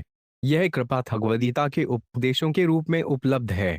अतएव हरेक के लिए श्री चैतन्य महाप्रभु का संदेश है कि वह मानव समाज के हर एक मूर्ख व्यक्ति को जागृत करने के लिए कल्याण कार्यों में लग जाए, जिससे वह भी कृष्ण भावनामृत पद को प्राप्त कर सके और बंध जीवन से मुक्ति लाभ कर सके। इस संबंध में श्रीमद्वाचार्य ने निम्नलिखित श्लोक उद्धृत किए हैं। दुख रूपो 5 पे संसारों बुद्धि ऊर्वम अवाप्यते यथा स्वर्ण शीर्ष छेद स्वयं कृतवात्नो वश। वो दुख अग्वापे त्वथा जायतो 5 पितु ज अनब्रप्यात्मनो दुख मक्षस्तु प्रवर्ते। मनुष्य को समझना चाहिए कि भौतिक जीवन दुखों से पूर्ण है। इसे शुद्ध बुद्धि द्वारा ही समझा जा सकता है। जब मनुष्य की बुद्धि शुद्ध होती है तो वह यह समझ सकता है कि अवंछित नश्वर भौतिक जीवन स्वर्ण तुल्य है। जिस प्रकार स्वप्न में सिर काटे जाने पर मनुष्य को पीड़ा का अनुभव होता है, उसी प्रकार अज्ञान में वे न केवल स्वप्न में अपितु जागृत अवस्था में भी कष्ट पाता है।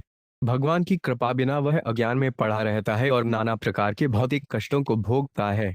तस्माद्धर्वाध्याय कर्तव्य कर्मणा त्रिगुणात्मनाम बीज ने ईरण योग प्रवाहो प्रमोदया।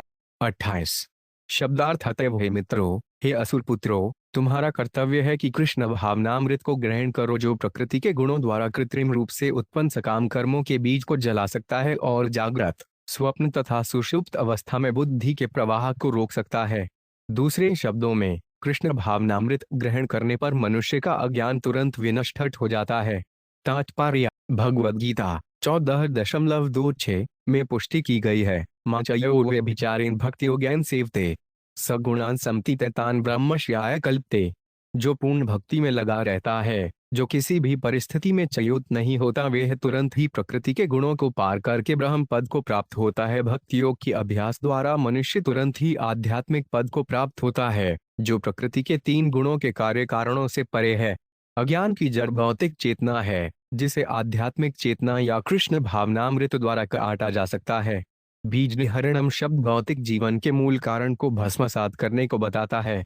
मेदिनी कोश में मोह की परिभाषा उसके फल के रूप में दी गई है। योगे उपरिवात संप्राप्तो यज्ञ विद्यायुक्तेषु, जब कोई अज्ञान के कारण विषम परिस्थिति में फंस जाता है, तो वह जिस विधि से इससे मुक्त हो पाता है, वह योग है। इसे ही मुक्ति भी कहते हैं। मुक्ति हेत्वा यथा रूपम स्वरूपेण व्यवस्थिति। मुक्त किया अर्थ है अज्ञान या मोह की उस स्थिति का परित्याग जिससे वह अपनी स्वाभाविक स्थिति के विपरीत सोचता है। अपनी स्वाभाविक स्थिति में लौट आने को मुक्ति कहते हैं और जिस विधि से यह किया जाता है, वह योग है। इस प्रकार योग कर्म, ज्ञान तथा सांख्य से बढ़कर है। निसंदेह योग जीवन का चरम लक्ष्य है, इसीलिए कृष्ण ने अर्जुन को सलाह दी कि वे योगी बन जाए। वसस्माद् योगी भवार्जुन। भगवान कृष्ण ने आगे भी भगवद गीता 6.47 में उपदेश दिया है कि उच्च श्रेणी का योगी वे है जिसने भक्ति का पद प्राप्त कर लिया है। योगिनामापि सर्वेषु मद्गतेन न त्यक्तना अधावान भजते यो मासमे युक्ततमोमत।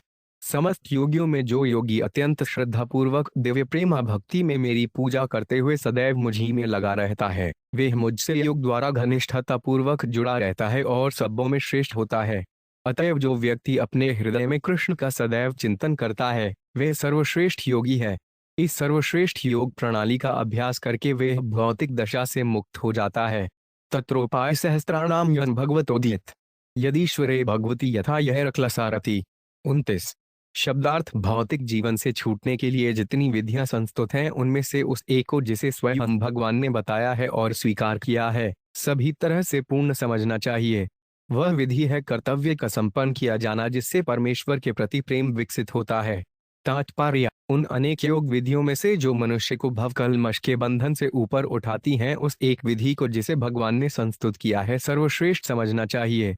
यह विधि भगवद गीता में स्पष्ट बतलाई गई है, जहां भगवान कहते हैं, सर्वधर्मान परित्यज्य मामेक शरणं व्रज। सारे धर्मों को त्याग कर केवल मेरी शरण ग्रहण करो।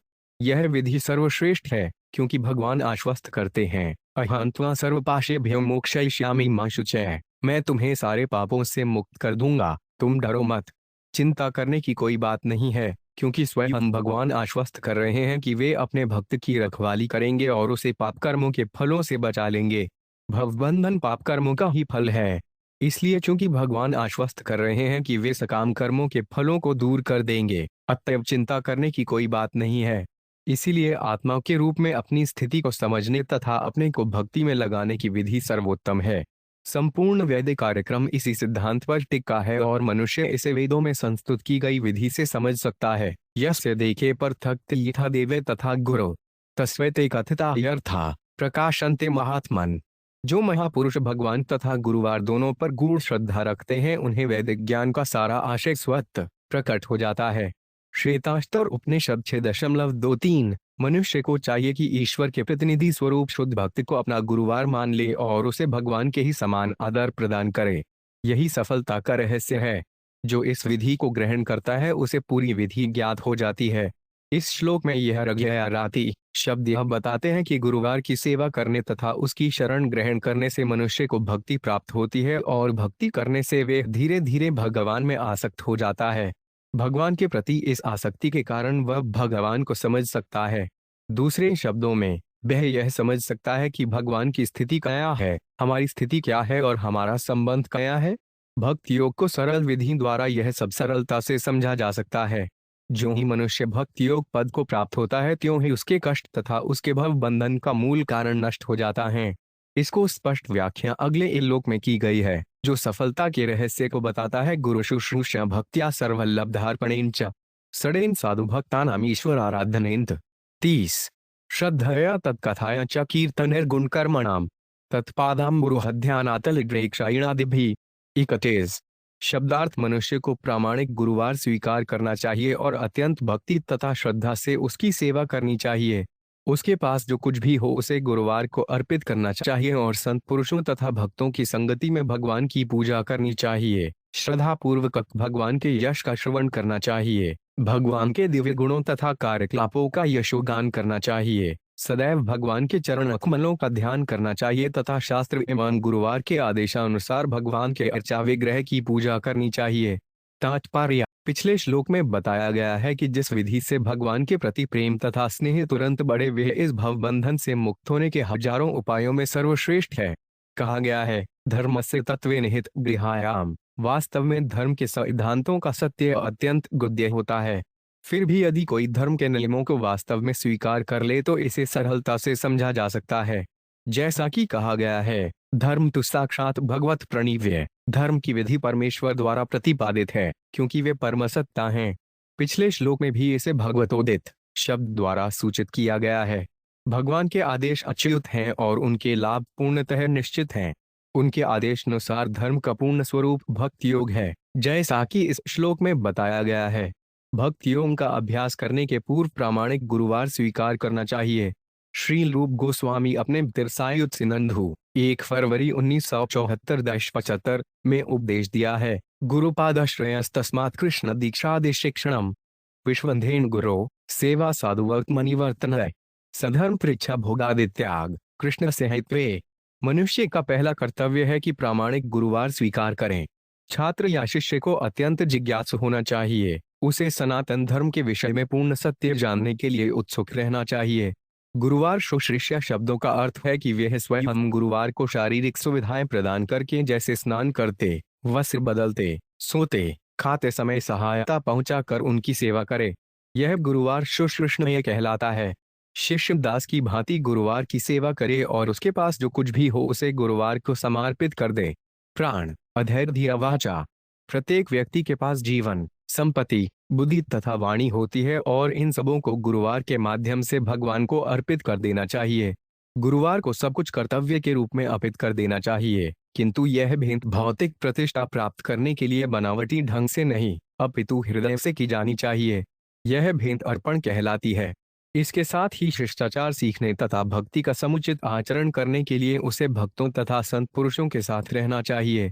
इस संबंध में श्री विश्वनाथ चक्रवर्ती ठाकुर कहते हैं कि गुरुवार को जो कुछ भी अर्पित किया जाए वह प्रेम तथा स्नेह पूर्वक किया जाए, भौतिक स्तवन के लिए नहीं। इसी प्रकार यह भी संस्तुति की गई है कि मनुष्य भक्तों की संगति करे, किंतु उसे तनिक विवेक से काम लेना होगा। वास्तव में साधु को अपने आचरण में संत जैसा होना चाहिए। साधु वह सदा चाहे, जब तक वे आदर्श आचरण में दृढ़ नहीं रहता उसका साधु पद पूर्ण नहीं है। अतएव एक वैष्णव या साधु को आदर्श आचरण में दृढ़ और पूर्ण रहना चाहिए। श्रील विश्वनाथ चक्रवर्ती ठाकुर कहते हैं कि वैष्णव का सम्मान वैष्णव के योग्य होना चाहिए, जिसका अर्थ है कि उसकी सेवा की जानी चाहिए तथा स्तवन किया जाना चाहिए। किंतु यदि वह संगति के उपयुक्त व्यक्ति नहीं है तो उसकी संगति नहीं करनी चाहिए। हरि सर्वेषु भूतेषु भगवानास्तीश्वर इति भूतानि मनसा कामस्तः साधुमानेट। 32 शब्दार्थ मनुष्य को चाहिए कि भगवान को उनके अंतर्यामी प्रतिनिधि स्वरूप में परमात्मा को सदैव स्मरण करे, जो प्रत्येक जीव के अंतःकरण में स्थित हैं। इस प्रकार उसे जीव की स्थिति या स्वरूप के अनुसार प्रत्येक जीव का आदर करना चाहिए। तात्पर्य हारे सर्वेषु तेषु। कभी कभी ढोंगी लोग इस कथन को ठीक से न समझने के कारण यह झूठा निष्कर्ष निकालते हैं कि चूंकि हरि अर्थात भगवान प्रत्येक जीव में स्थित हैं, अतएव प्रत्येक जीव हरि है। ऐसे मूर्ख लोग प्रत्येक शरीर में स्थित आत्मा तथा परमात्मा में अंतर नहीं कर पाते। आत्मा तो जीव है और परमात्मा भगवान है, किंतु जीव परमात्मा या परमेश्वर से भिन्न है। अतएव हरि सर्वेषु श्रुतेषु का अर्थ यह हुआ कि हरि परमात्मा के रूप में स्थित है, आत्मा के रूप में नहीं, यद्यपि आत्मा परमात्मा का ही अंश है। प्रत्येक जीव को आदर देने का अर्थ प्रत्येक जीव में स्थित परमात्मा का आदर करना है। प्रत्येक जीव को परमात्मा नहीं मान लेना चाहिए। कभी कभी ढोंगी लोग जीव को दरिंद्र नारायण, स्वामी नारायण, यह नारायण, वे नारायण जैसे नाम प्रदान करते हैं। हमें यह स्ववृत्त समझ लेना चाहिए कि यद्यपि नारायण प्रत्येक जीव के हृदय में विराजमान है, किंतु जीव कभी नारायण नहीं बन सकता। एवं निर्जित षड्वर्ग क्रियते भक्तिरीश्वरे वासुदेवे भगवती यया संलभ्यते रति। 33 शब्दार्थ इन उपर्युक्त कार्यकलापों द्वारा मनुष्य शत्रुओं, काम, क्रोध, लोभ, मोह, मद, ईर्ष्या के प्रभाव को दमन करने में समर्थ होता है और ऐसा कर लेने पर वे भगवान की सेवा कर सकता है। इस प्रकार वे भगवान की प्रेमा भक्ति को निश्चित रूप से प्राप्त कर लेता है।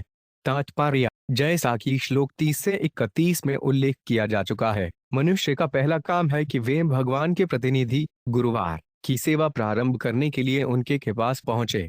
प्रमाद महाराज ने प्रस्ताव रखा कि छोटे बालक को कौमार आदृत प्रागय प्रारंभ से ही गुरुकुल में रहकर गुरुवार की सेवा करने की शिक्षा दी जाए। ब्रह्मचारी गुरुकुलेक संदांतों गुरोहितम भागवत 7:1-2-1। यह आध्यात्मिक जीवन का सूत्रपात है।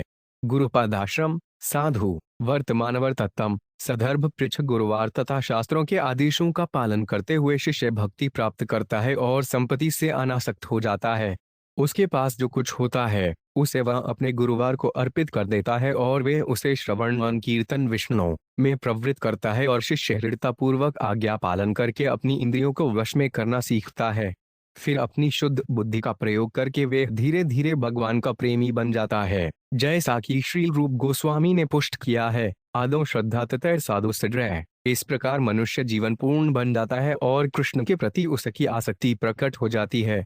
इस अवस्था में वे आनंद को प्राप्त होता है और भाव तथा अनुभाव की अनुभूति करता है, जैसा कि अगले श्लोक में बताया गया है। निशम्य कर्माणि गुणान्तुल्यान वीर्याणि लीलात्नुभिः कृतानि यदाति हर्षोत्पुलका शुगद्गद प्रोत्कंठोद्गायति रौति नृत्यति। 34 शब्दार्थ जो भक्ति के पद पर आसीन हो जाता है वह निश्चय ही इंद्रियों का नियंत्रक है और इस तरह वे एक मुक्त पुरुष हो जाता है।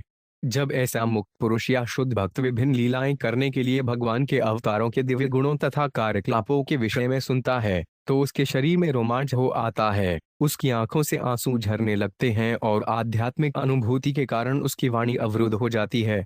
कभी वह नाचता है तो कभी जोर जोर से गाता है और कभी रोने लगता है। इस प्रकार वह अपने दिव्य हर्ष को व्यक्त करता है। तात्पर्य भगवान के कारक लाभ असामान्य होते हैं। उदाहरणार्थ जब वे रामचंद्र के रूप में प्रकट हुए तो उन्होंने समुद्र पर पुल बनाने का असामान्य कार्य किया। इसी प्रकार जब भगवान कृष्ण प्रकट हुए तो उन्होंने 7 वर्ष की ही अवस्था में गोवर्धन पर्वत उठा लिया। ये असामान्य कार्य हैं। मूर्ख तथा धूर्त दिव्य पद को प्राप्त नहीं हुए होते लोग जो वे भगवान के इन असामान्य कार्यों को पौराणिक या काल्पनिक मानते हैं, किंतु जब मुक्त व्यक्ति या भक्त भगवान के इन असामान्य कार्यकलापों के विषय में सुनता है तो वे तुरंत ही आनंद विभोर हो उठता है और कीर्तन करने, नाचने तथा जोर जोर से प्रसन्न होकर रोने के लक्षण प्रकट करता है। भक्त तथा अभक्त के बीच यही अंतर है। यदा ग्रहग्रस्त क्वचिदस्त्याकंदते ध्यायति वन्ते जन्म महर्षसंवक्ति हारे जगत ते नारायणे त्यात्मम तिर्गतत्रप। 37 शब्दार्थ जब भक्त प्रीतग्रस्त व्यक्ति के समान बन जाता है तो वे हंसता है और उच्च स्वर से भगवान के गुणों के विषय में कीर्तन करता है। कभी वह ध्यान करने बैठता है और कभी प्रत्येक जीव को भगवान का भक्त मानते हुए प्रणाम करता है। लगातार तेज सांस लेता हुआ वह सामाजिक शिष्टाचार के प्रति बेपरवाह हो जाता है और पागल व्यक्ति की तरह जोर जोर से हरे कृष्ण, हे भगवान, हे ब्रह्मांड के स्वामी का उच्चारण करता है। तात्पर्य जब कोई बाह्य सामाजिक रीतियों की परवाह न करते हुए हर्ष में भगवान के पवित्र नाम का कीर्तन करता है तो यह समझा जाता है कि वे हाथ पंक्ति है। दूसरे शब्दों में उसकी चेतना भगवान की ओर मुड़ जाती है। तदपुमान मुक्तस्मस्त बंधन तद्भाव भावानुकृताशकृति निर्दग्ध बीजानुष्यो मही ऐसा भक्ति प्रयोगेन समेत थोक्षजम। 36 शब्दार्थ तब भक्त सारे भौतिक कलमश से मुक्त हो जाता है क्योंकि वह निरंतर भगवान की लीलाओं के विषय में सोचता रहता है और उसका मन तथा शरीर आध्यात्मिक गुणों में बदल चुके होते हैं। उसकी उत्कट भक्ति के कारण उसका अज्ञान भौतिक चेतना तथा समस्त प्रकार की भौतिक इच्छाएं जलकर पूर्णतया भस्म हो जाती हैं। यही वह अवस्था है जब मनुष्य भगवान के चरण कमलों की शरण प्राप्त कर सकता है। तात्पर्य: जब भक्त पूर्णतया शुद्ध हो जाता है तो वे हय्याभिलाषिता शून्य बन जाता है।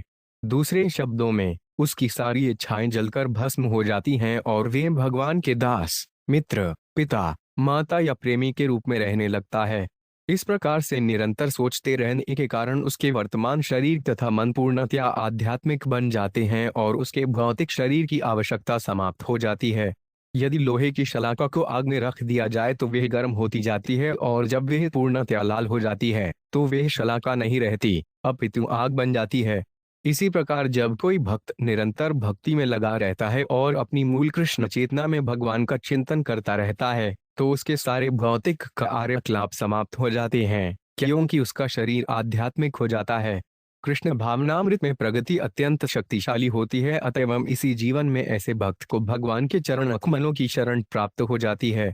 भक्त की यह दिव्य आनंदमयी भाव विभोर स्थिति श्री चैतन्य महाप्रभु में पूर्णतया प्रकट थी। इस संबंध में श्रील मध्वाचार्य लिखते हैं, वद्भाव धाव तद यथा स्वरूप भक्ति केचिद पांच केचिद भक्ता विनृत्यंत्या बंती यथेप्सितम केचिद वृष्णि जपनंतेव केनिच्छोभिकारिण। भक्ति की आनंदमयी स्थिति श्री चैतन्य महाप्रभु में पूर्णतया प्रकट थी, जो कभी नाचते थे तो कभी चिल्लाते, कभी गाते, कभी मौन हो जाते और कभी भगवान के पवित्र नाम का कीर्तन करते थे। यही पूर्ण आध्यात्मिक स्थिति है। अधोक्षजालंभमया शुभात्मन शरीरण संसूते चक्रशात्नम तगह निर्वाण सुखन विदुर्धस्तत भजद्वन हृदय हृदय बरम। 37। शब्दार्थ: जीवन की असली समस्या जन्म मृत्यु का चक्कर है, जो पहिए चक्र की भांति बारंबार ऊपर नीचे चलता रहता है। किंतु जब कोई भगवान के संपर्क में रहता है तो यह चक्र पूरी तरह रुक जाता है। दूसरे शब्दों में, भक्ति में निरंतर मग्न रहने से जो दिव्य आनंद मिलता है उससे वे इस संसार से पूर्णतया मुक्त हो जाता है। सारे विद्वान व्यक्ति इसे जानते हैं। अतएव हे मित्रों, हे असुर पुत्रों, तुम सभी लोग तुरंत अपने अपने हृदय में स्थित परमात्मा का ध्यान और पूजन प्रारंभ कर दो। तात्पर्य: सामान्यतया यह समझा जाता है कि परम सत्य के निराकार ब्रह्म स्वरूप में लीन होने से मनुष्य पूर्णतया सुखी हो जाता है। ब्रह्म निर्वाण शब्द परम सत्य से जुड़ने के लिए द्योतक है, जिसे 3 स्वरूपों में अनुभव किया जाता है। ब्रह्मेति परमात्मेति भगवान इति शब्दते। मनुष्य को निराकार ब्रह्म में लीन होने पर ब्रह्म सुख का अनुभव होता है, क्योंकि ब्रह्म ज्योति भगवान का तेज है। यस्य प्रथा प्रभत्वत्व जगदंड कोटि, यस्य प्रथा या निराकार ब्रह्म कृष्ण के दिव्य शरीर की किरणें है। अतएव मनुष्य को ब्रह्म में लीन होने से जो भी सुख मिलता है वे कृष्ण के संपर्क के कारण है। कृष्ण से संपर्क पूर्ण ब्रह्म सुख है। जब मन निराकार ब्रह्म के संपर्क में रहता है तो मनुष्य प्रसन्न होता है, किंतु मनुष्य को भगवान की सेवा करने के लिए और आगे बढ़ना चाहिए, क्योंकि इसकी कोई गारंटी नहीं है कि वे ब्रह्म ज्योति में लीन रहे ही। जैसा कि कहा गया है, आरूढ़ कृच्छेन पर पर्दे तत्तः पत्नत्यधो 5 नाहत युष्पदर्ढ। कोई भले ही परम सत्य के ब्रह्म स्वरूप से तदाकार हो, लेकिन तो संभावना बनी रहती है कि वे अधोक्षज वासुदेव से परिचित न होने के कारण च्युत हो जाए। निसंदेह ऐसे ब्रह्म सुख से भौतिक सुख विलग हो जाता है, किंतु जब कोई निराकार ब्रह्म तथा अंतर्यामी परमात्मा से होता हुआ दास, मित्र, पिता या प्रेमी के रूप में भगवान के पास पहुंचता है तो उसका सुख सर्वव्यापी बन जाता है। तब उसे स्वतः दिव्य आनंद का अनुभव होता है। जिस तरह की चमकते चंद्रमा को देखकर सुख होता है, चंद्रमा को देखकर मनुष्य को प्राकृतिक सुख प्राप्त होता है, किंतु जब वे भगवान का दर्शन करता है तो उसका दिव्य सुख सैकड़ों हजारों गुना बढ़ जाता है। ज्यों ही वह भगवान से घनिष्ठता पूर्वक जुड़ जाता है त्यों ही वे सारे भौतिक कल्मश से मुक्त हो जाता है। या निर्वृत्ति स्तनुभृताम समस्त भौतिक सुख की समाप्ति निर्वृत्ति या निर्वाण कहलाती है। श्रील रूप गोस्वामी भक्ति सागरेत्र सिंधु 1 जनवरी 1938 में कहते हैं, ब्रह्मानंदो भवेदेव चेत पराद गुणीकृत ने अति भक्ति सुखाम बोधे परमाणु तुलाम्पी। यदि ब्रह्मानंद को अर्थात ब्रह्म ज्योति में लीन होने से आनंद को 100 करोड़ गुना कर दिया जाए तो भी वह भक्ति में अनुभव किए गए दिव्य आनंद के सागर के एक परमाणु के बराबर भी नहीं होगा। ब्रह्मभूत प्रसन्नात्मा न शोचती न कांक्षति सम सर्वेषु धूतेषु मद्भक्ति लथते पराम। जो आध्यात्मिक पद पर स्थित होता है उसे तुरंत परब्रह्म की अनुभूति हो जाती है और वह पूर्णतया प्रसन्न हो जाता है। न तो वह शौक प्रकट करता है, न किसी वस्तु की इच्छा करता है। वह समस्त जीवों पर संभाव रखता है। इस दशा में उसे भगवान की शुद्ध भक्ति प्राप्त होती है। भगवद गीता 18.54। यदि कोई ब्रह्म निर्गुण पद से आगे बढ़ता है तो वे एक भक्ति अवस्था को प्राप्त होता है। मद भक्ति लभते पयाम। अधोक्ष जालंभम शब्द मन को उन परम सत्य में लगाए रखने का सूचक है जो मन तथा भौतिक चिंतन के परे है। सवै मन कृष्ण पदारविंदयो, यह अर्चा विग्रह पूजा का फल है। निरंतर भगवान की सेवा करते रहने तथा उनके चरण कमलों का ही चिंतन करने से मनुष्य स्वतः सारे भौतिक कल्मश से छूट जाता है। इस प्रकार ब्रह्म निर्वाण सुख शब्द यह बताता है कि जब कोई परम सत्य के संपर्क में रहता है तो विषय वासना पूर्णतया समाप्त हो जाती है। को 5 ती प्रयासों 5 सुर बालका हरे रूपासने स्वे हृदय छिद गवत सतः स्वस्थात्मन सख्युर्शेष देहिन असामान्यतः की विषयोपादने। 38। शब्दार्थ हे मित्रों, हे असुर पुत्रों, परमात्मा रूप में भगवान सदैव समस्त जीवों के अंतःकरण में विद्यमान रहते हैं। निसंदेह वे सारे जीवों के शुभ चिंतक तथा मित्र हैं और भगवान की पूजा करने में कोई कठिनाई भी नहीं है। तो फिर लोग उनकी भक्ति क्यों नहीं करते? वे इंद्रिय तृप्ति के लिए कृत्रिम साज सामान बनाने में व्यर्थ ही क्यों लिप्त रहते हैं? तात्पर्य, क्योंकि भगवान सर्वश्रेष्ठ है, अतएव कोई न तो उनके तुल्य है न उनसे बढ़कर है। फिर भी यदि कोई भगवान का भक्त हो तो भगवान उसे सहज ही प्राप्य हैं। भगवान की तुलना आकाश से की जाती है क्योंकि आकाश विस्तृत होकर भी सबों को, मनुष्यों को क्या पशुओं तक की पहुंच में है। भगवान परमात्मा रूप में श्रेष्ठ हितैषी तथा सखा के रूप में विद्यमान रहते हैं। जैसी कि वेदों में पुष्टि की गई है, सब ऊर्जा सखाया और भगवान परमात्मा रूप में सदैव जीव के साथ हृदय में स्थित रहते हैं। वे जीव के इतने घनिष्ठ मित्र होते हैं कि हृदय के भीतर रहते जाते हैं, जिससे कोई भी बिना किसी कठिनाई के उनसे सदा संपर्क स्थापित कर सकता है। इसे कोई भी भक्ति के द्वारा कर सकता है। आरवर्ण कीर्तन विष्णु स्मरणम पाद सेवनम। जो ही मनुष्य भगवान का श्रवण करता है, कृष्ण कीर्तन, त्यों ही भगवान से उसका संपर्क स्थापित हो जाता है। भक्ति को किसी एक या सभी विधियों से भक्त तुरंत ही भगवान के संपर्क में आता है। आरवर्ण कीर्तन विष्णु स्मरण पाद सेवनम अर्चन वंदनों दायन सख्यम आत्मनिवेदनम। अत भगवान से संपर्क होने में कोई कठिनाई नहीं होती, कुछ ती प्रयास। दूसरी ओर नरक जाने में काफी प्रयत्न करना होता है। यदि कोई अवैध यौन, मांसाहार, दूध, क्रीड़ा तथा मादक द्रव्य सेवन द्वारा नरक जानना चाहे तो उसे इतनी सारी चीजें ग्रहण करनी होती हैं। अवैध यौन के लिए वेश्यालय जाने के लिए धन का प्रबंध करना होगा। मांसाहार के लिए अनेक कसाई घर खोलने होंगे। द्यूत क्रीड़ा के लिए नाचगरों तथा होटलों की व्यवस्था करनी होगी तथा मादक द्रव्य सेवन के लिए अनेक हॉलियां खोलनी होंगी। स्पष्ट है कि यदि कोई नरक जाना चाहता है तो उसे काफी परिश्रम करना होगा, किंतु यदि वे भगवधाम जानना चाहे तो किसी भी कठिन प्रयास की आवश्यकता नहीं होगी। भगवधाम जाने लिए वह कहीं भी एकांत में किसी भी दशा में रहकर भूमि पर बैठकर परमात्मा का ध्यान धर सकता है और भगवान के विषय में कीर्तन तथा श्रवण कर सकता है। भगवान के पास जाने में कोई कठिनाई नहीं होती। अदांत गोभिविष्टा तमिस्नम। इंद्रियों को वश में न कर पाने के कारण नरक जाने के लिए अनेक प्रयास करने होंगे, किंतु यदि वे विचारवान हो तो सरलता से भगवान की कृपा प्राप्त कर सकता है, क्योंकि भगवान निरंतर उसके साथ रहते हैं। भगवान तो श्रवण कीर्तन विष्णु की सरल विधि से प्रसन्न होते हैं।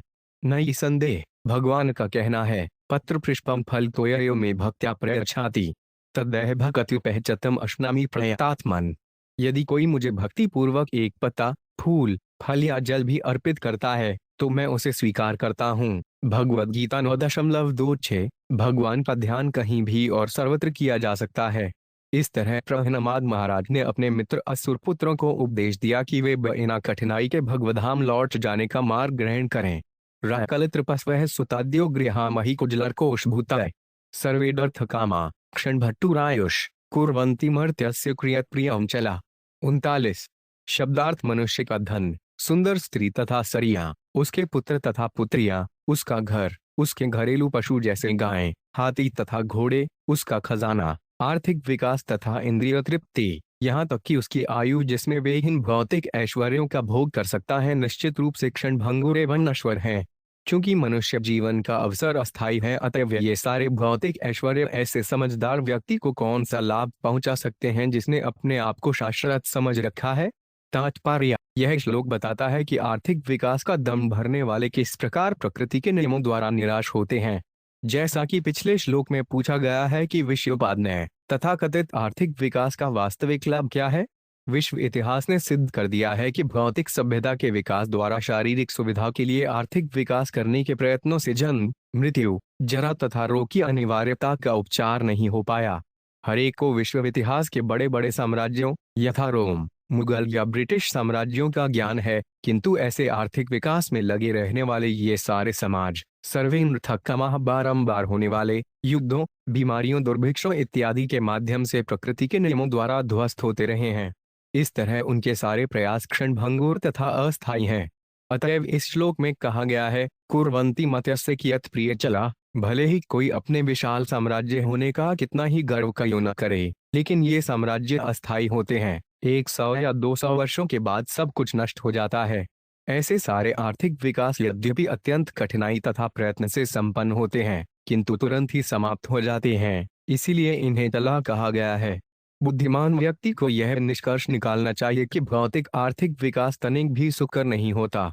भगवद गीत में संपूर्ण जगत को दुःखकाल्य या शाश्वत अर्थात दुखमय तथा नश्वर कहा गया है। आर्थिक विकास भले ही कुछ काल तक सुकर लगे, किंतु बहुत दिनों तक नहीं टिकता।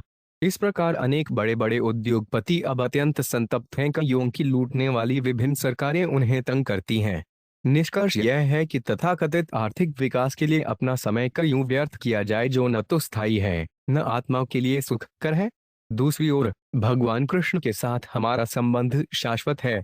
नित्य सिद्ध कृष्ण प्रेम, शुद्ध आत्माएं कृष्ण से निरंतर प्रेम करती हैं, और ऐसा स्थायी प्रेम जो दास, सखा, माता पिता या प्रेमी के रूप में हो सकता है, सरलता से पुनर्उज्जीवित किया जा सकता है। इस युग के लिए विशेष छूट है कि मनुष्य केवल हरे कृष्ण कीर्तन करके ईश्वर के साथ अपने मूल संबंध को फिर से जीवित कर सकता है। हरे नाम हरे नाम केवल, और इस तरह वह इतना सुखी हो सकता है कि उसे किसी भौतिक वस्तु की इच्छा नहीं रह जाती। जैसा कि श्री चैतन्य महाप्रभु ने घोषित किया है, न धर्म न जने न सुंदरी कविता व जगदीश काय। कृष्ण भावनामृत में प्रगत भक्त धन, अनुयायी, संपत्ति कुछ भी नहीं चाहता। यह कलत्र पशव सुताद्यों यहाँ मही कुछ हर कुछ स्तुतः भौतिक ऐश्वर्यों के स्वामित्व से उत्पन्न तृप्ति शुक्रों कुकरों के जीवन में भी देखी जाती है। भले ही वे दूसरे स्तर की हो, किंतु वे भगवान के साथ अपने संबंध को पुनर्जागृत नहीं कर सकते। किंतु मनुष्य जीवन में कृष्ण के साथ हमारे सुख शाश्वत संबंध को पुनरुज्जीवित कर पाना संभव है। इसलिए प्रहलाद महाराज ने इस जीवन को अर्थदय कहा है। फलस्वरूप यदि हम अपना जीवन आर्थिक विकास में व्यर्थ न बिताकर कृष्ण के साथ अपने शाश्वत संबंध को पुनरुज्जीवित करने में लगाएं, तो हमारा जीवन सफल हो जाए। एवं ही लोका क्रतुभि कृता अपीक्षैष्णव सातिशयन निर्मला तस्माद् दृष्टभश्रुतदृष्णवन् परमन् प्रकृतयोक्तैष्वन् भजतात्मलब्धये। 40। शब्दार्थ वैदिक साहित्य से पता चलता है कि बड़े बड़े यज्ञ संपन्न करके मनुष्य स्वर्ग आदि लोक तक ऊपर उठ सकता है, किंतु स्वर्गलोक का जीवन पृथ्वी के जीवन की अपेक्षा सैकड़ों हजारों गुना अधिक सुकर होने पर भी स्वर्गलोक न तो शुद्ध निर्मल है, न भौतिक जगत के दोष से रहित है। सारे स्वर्गलोक भी नश्वर हैं, अतएव ये जीवन के लक्ष्य नहीं है। किंतु यह न तो कभी देखा गया न ही सुना गया कि भगवान में उन्माद होता है। फलस्वरूप तुम्हें अपने निजी लाभ तथा आत्म साक्षात्कार के लिए शास्त्रोक्त विधि से अत्यंत भक्ति के साथ भगवान की पूजा करनी चाहिए। तात्पर्य, जैसा कि भगवद गीता में कहा गया है, क्षीणे पुणे मत्यलोक विशंति। यहाँ तक कि यदि कोई पशुओं की बलि देकर पापूर्ण कृत्यों को संपन्न करके बड़े बड़े यज्ञ करके स्वर्गलोक को प्राप्त हो जाए, तो भी स्वर्गलोक में सुख का स्तर कभी निरापद नहीं रहता। स्वर्ग के राजा इंद्र को भी ऐसा ही जीवन संघर्ष करना होता है। इस प्रकार स्वर्ग प्राप्त कर लेने में कोई व्यावहारिक लाभ नहीं है। निसंदेह पुण्य कर्मों के फल क्षीण होने पर मनुष्य को इसी पृथ्वी पर लौटना होता है। वेदों का कथन है, तद्यथे कर्मजितो लोकः क्षीयते एकमेवामृत पुण्यजितो लोकः क्षीयत। जिस प्रकार कठिन श्रम से अर्जित यहाँ का भौतिक पद कालक्रम में समाप्त हो जाता है, उसी प्रकार मनुष्य का स्वर्गवास भी अंतोगत व समाप्त हो जाता है। मनुष्य अपने पुण्य कर्मों की मात्रा के अनुसार विभिन्न प्रकार की योनियां प्राप्त करता है, किंतु उनमें से एक भी स्थायी नहीं होती, अतः वे सब अशुद्ध होती हैं। फलस्वरूप मनुष्य को चाहिए कि वह स्वर्गलोक जाने के लिए प्रयास न करे, क्योंकि उससे या तो पृथ्वी पर लौटना होगा या इससे भी नीचे नरक लोकों को जाना होगा। ऊपर जाने तथा नीचे आने के इस चक्कर को समाप्त करने के लिए मनुष्य को कृष्ण भावनामृत ग्रहण करना चाहिए। इसीलिए श्री चैतन्य महाप्रभु ने कहा है, ब्रह्मांड भ्रमिते कौन भाग्यवान जीव। गुरु कृष्ण प्रसादे पाए भक्तिलता बीज। चैतन्य चरितामृत मध्य 19.101। जैव जन्म तथा मृत्यु के चक्र में घूम रहा है, कभी स्वर्गलोक जाता है तो कभी अधोलोकों में जाता है, किंतु यह तो जीवन की समस्याओं का कोई हल नहीं हुआ। हाँ, यदि कृष्ण कृपा से किसी को कृष्ण प्रतिनिधि गुरुवार मिल जाए तो वे आत्म साक्षात्कार प्राप्त करके भगवधाम जाने का संकेत पा सकता है। वास्तव में यही वांछनीय है। ब्रजवाते लब्धे मनुष्यों को आत्म साक्षात्कार के लिए कृष्ण भावनामृत ग्रहण करना चाहिए। यदर्थ कर्माणि विद्यमान्य सकृनर करोति तो विपर्यासमोघ्न विन्दते फलम। 41। शब्दार्थ भौतिकतावादी मनुष्य अपने को अत्यंत बुद्धिमान समझकर निरंतर आर्थिक विकास के लिए कर्म करता रहता है, किंतु जैसा कि वेदों में बताया गया है, वह या तो इसी जीवन में या अगले जीवन में भौतिक कर्मों द्वारा बार बार निराश होता रहता है। निस्संदेह उसे अपनी इच्छाओं से सर्वथा विपरीत फल मिलते हैं। तात्पर्य, किसी को आज तक भौतिक कर्मों से मनवांछित फल नहीं प्राप्त हो सका, उल्टे वह पुनः निराश होता रहा है। अतएव मनुष्य को चाहिए कि वह न तो इस जीवन में और न अगले जीवन में ऐसे इंद्रिय सुख कर्मों में अपना समय व्यर्थ गंवाए। अनेक राष्ट्रवादियों, अर्थशास्त्रियों तथा अन्य महत्वाकांक्षी पुरुषों ने अकेले या सामूहिक रूप से सुख के लिए प्रयत्न किए हैं, किंतु इतिहास से यह प्रकट है कि वे सब निराश हुए हैं।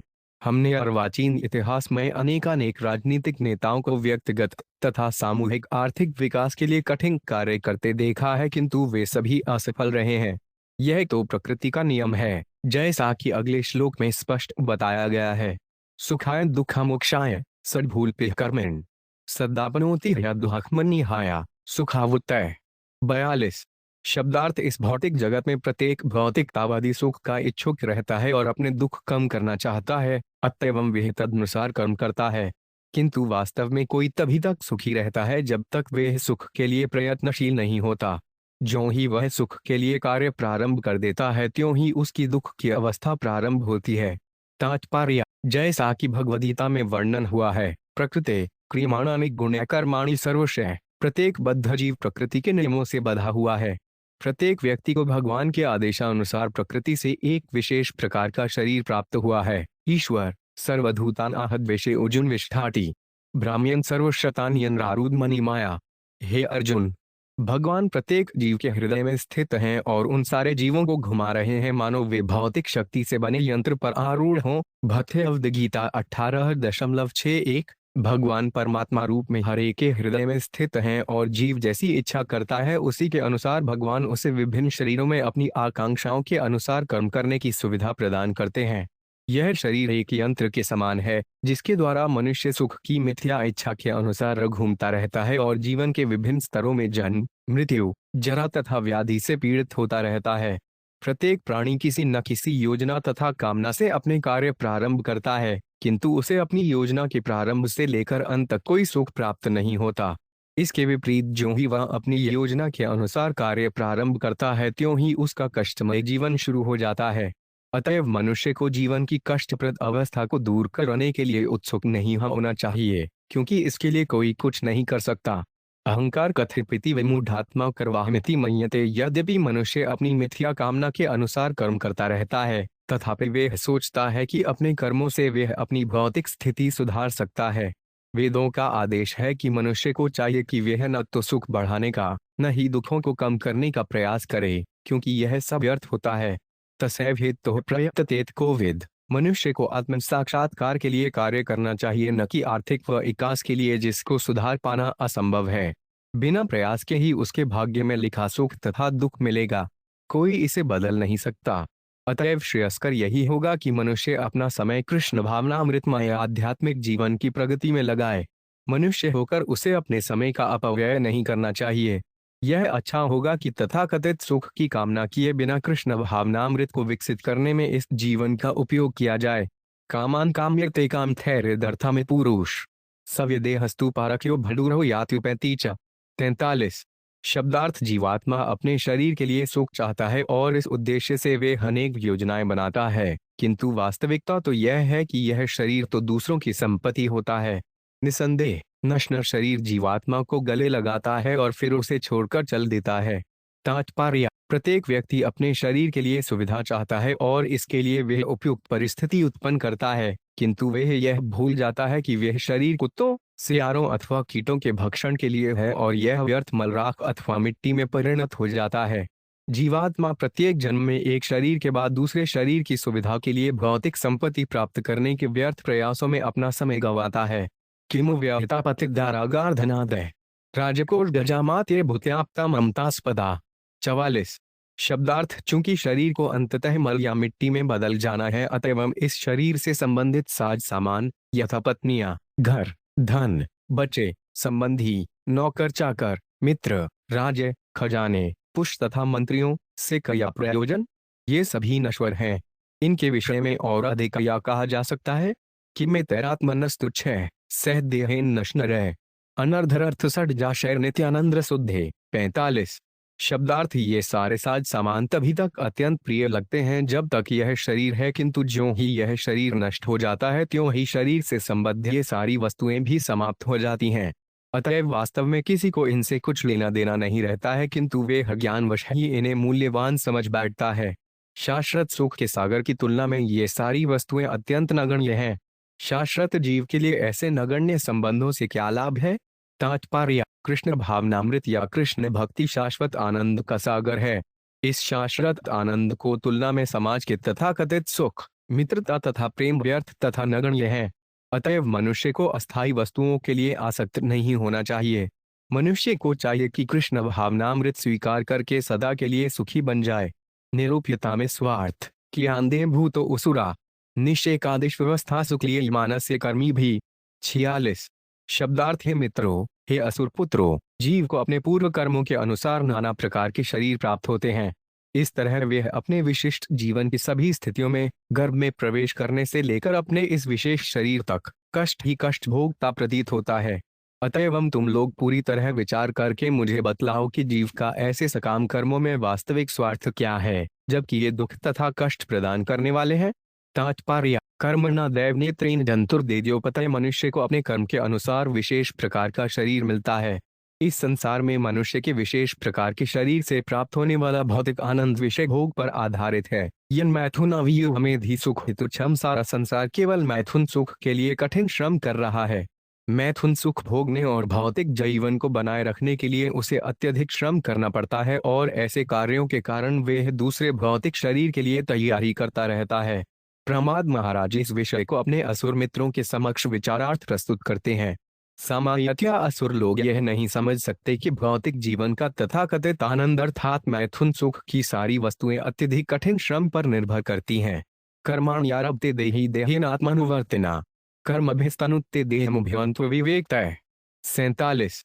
शब्दार्थ वह जीव जिसे यह वर्तमान शरीर अपने विगत कर्म के कारण प्राप्त हुआ है, अपने इस जीवन में ही अपने कर्म के फलों को समाप्त कर सकता है, किंतु इसका अर्थ यह नहीं होता कि वह शरीर के बंधन से मुक्त हो गया है। जीव को एक प्रकार का शरीर मिलता है और वह इस शरीर से कर्म करके दूसरे शरीर को जन्म देता है। इस प्रकार वह अपने अज्ञान के कारण जन्म मरण के चक्र द्वारा एक शरीर से दूसरे में देहांतर करता रहता है। तात्पर्य विभिन्न शरीरों से होकर जीव का विकास प्रकृति के नियमों द्वारा स्वतः चलता रहता है, मनुष्य को छोड़कर।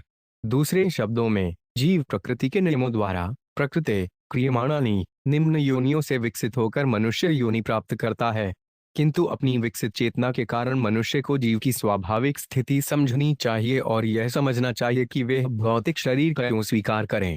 उसे यह अवसर प्रकृति द्वारा प्रदान किया जाता है, किंतु यदि इतने पर भी वह पशु की ही तरह कार्य करता है तो उसके मनुष्य जीवन से क्या लाभ।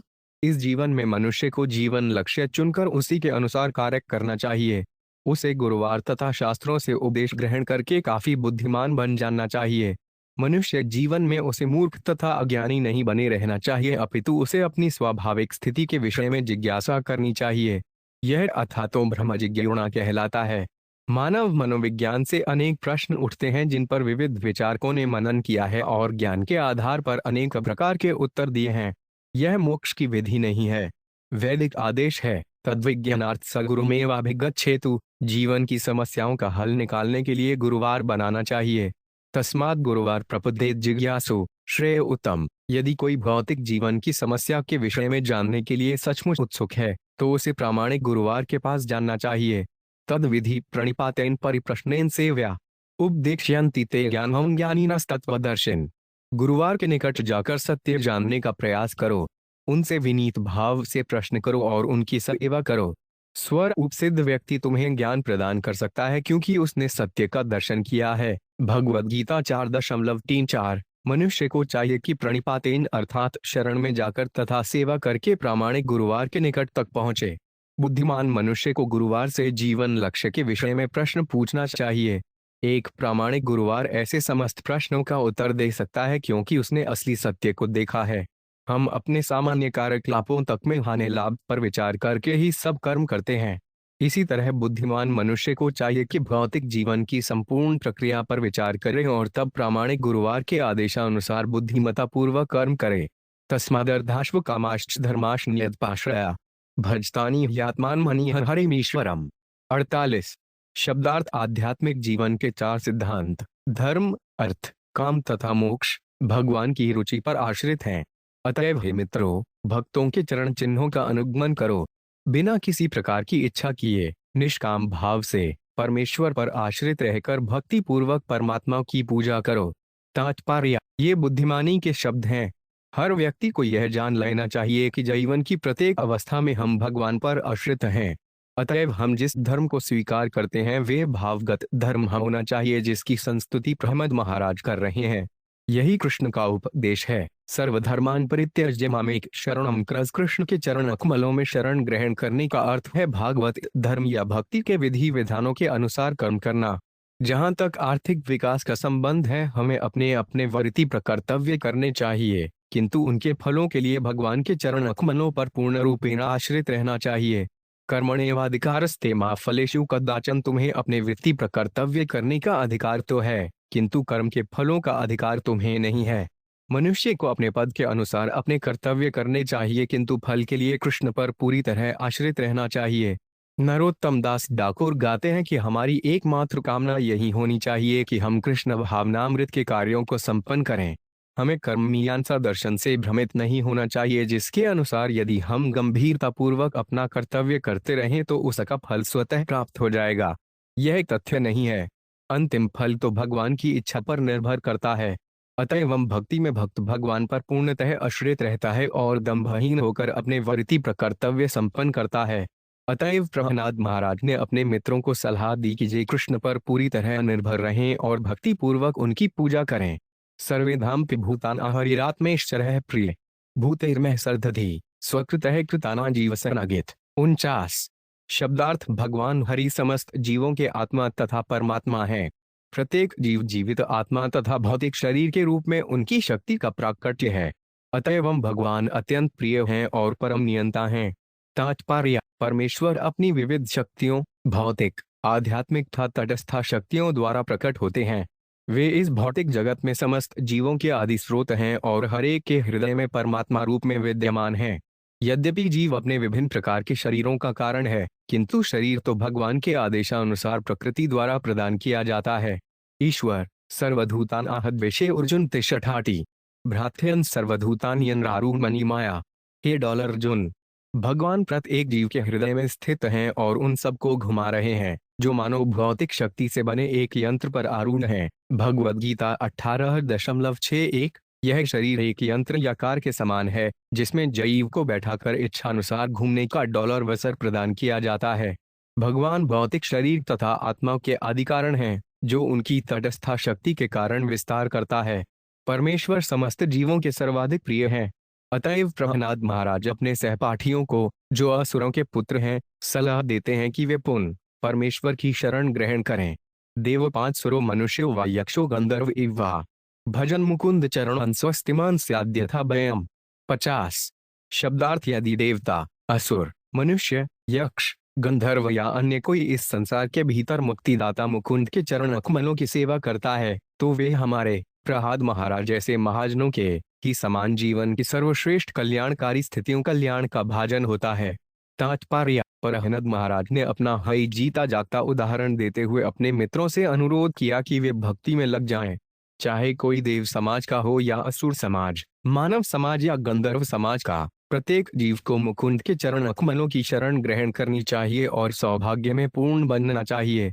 नाल द्विजत्वं देवत्वं ऋषित्वं वासुरात्मजा प्रीणाय मुकुंद से न वृत्ता न बाहुज्यता। 51। न दानं न तपो न ज्ञान शौच न वृतानि च प्रीयते डमलया भक्त्या हरिरयद्विडम्बनम्। 52। शब्दार्थ। हे मित्रों, हे असुर पुत्रों, तुम लोग न तो पूर्ण ब्राह्मण, देवता या महान संत बनकर, न ही सदाचरण या प्रकांड ज्ञान के द्वारा परमेश्वर को प्रसन्न कर सकते हो। इनमें से किसी भी योग्यता से भगवान प्रसन्न होने वाले नहीं हैं। न ही दान, तपस्या, यज्ञ, शुद्धता या बत्तों से उन्हें कोई प्रसन्न कर सकता है। भगवान तो तभी प्रसन्न होते हैं जब मनुष्य उनकी अविचल अनन्य भक्ति करता है। एकनिष्ठ भक्ति के बिना सब कुछ दिखावा मात्र है। तात्पर्य। प्रहलाद महाराज इस निष्कर्ष पर पहुंचते हैं कि परमेश्वर की सभी प्रकार से निष्ठापूर्वक सेवा करने पर ही कोई पूर्ण बन सकता है।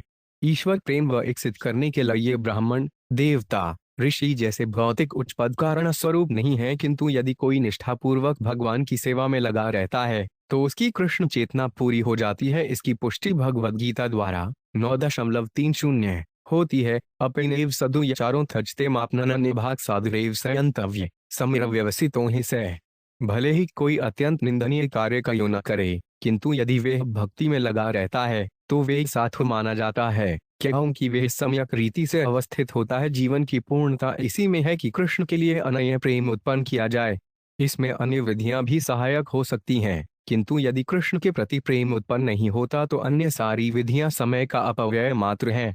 धरः स्वनुष्ठित पुरुषो विश्वक्सेन कथायु यह नोत्पादेद यदि रते क्षणे हुए केवलम। मनुष्यों के द्वारा किसी भी व्यवसाय से संबंधित किए गए कर्तव्य, धर्म व्यर्थ श्रम होते हैं यदि वे भगवान के प्रति आकर्षण न उत्पन्न कर सकें। भागवत 1:2-8। किसी की पूर्णता की परीक्षा भगवान के प्रति उसकी अनन्य भक्ति है। ततो हरो भगवती भक्ति कुरु दानवाः आत्मोपमेन सर्वत्र सर्वभूतात्मनीश्वरे। 53।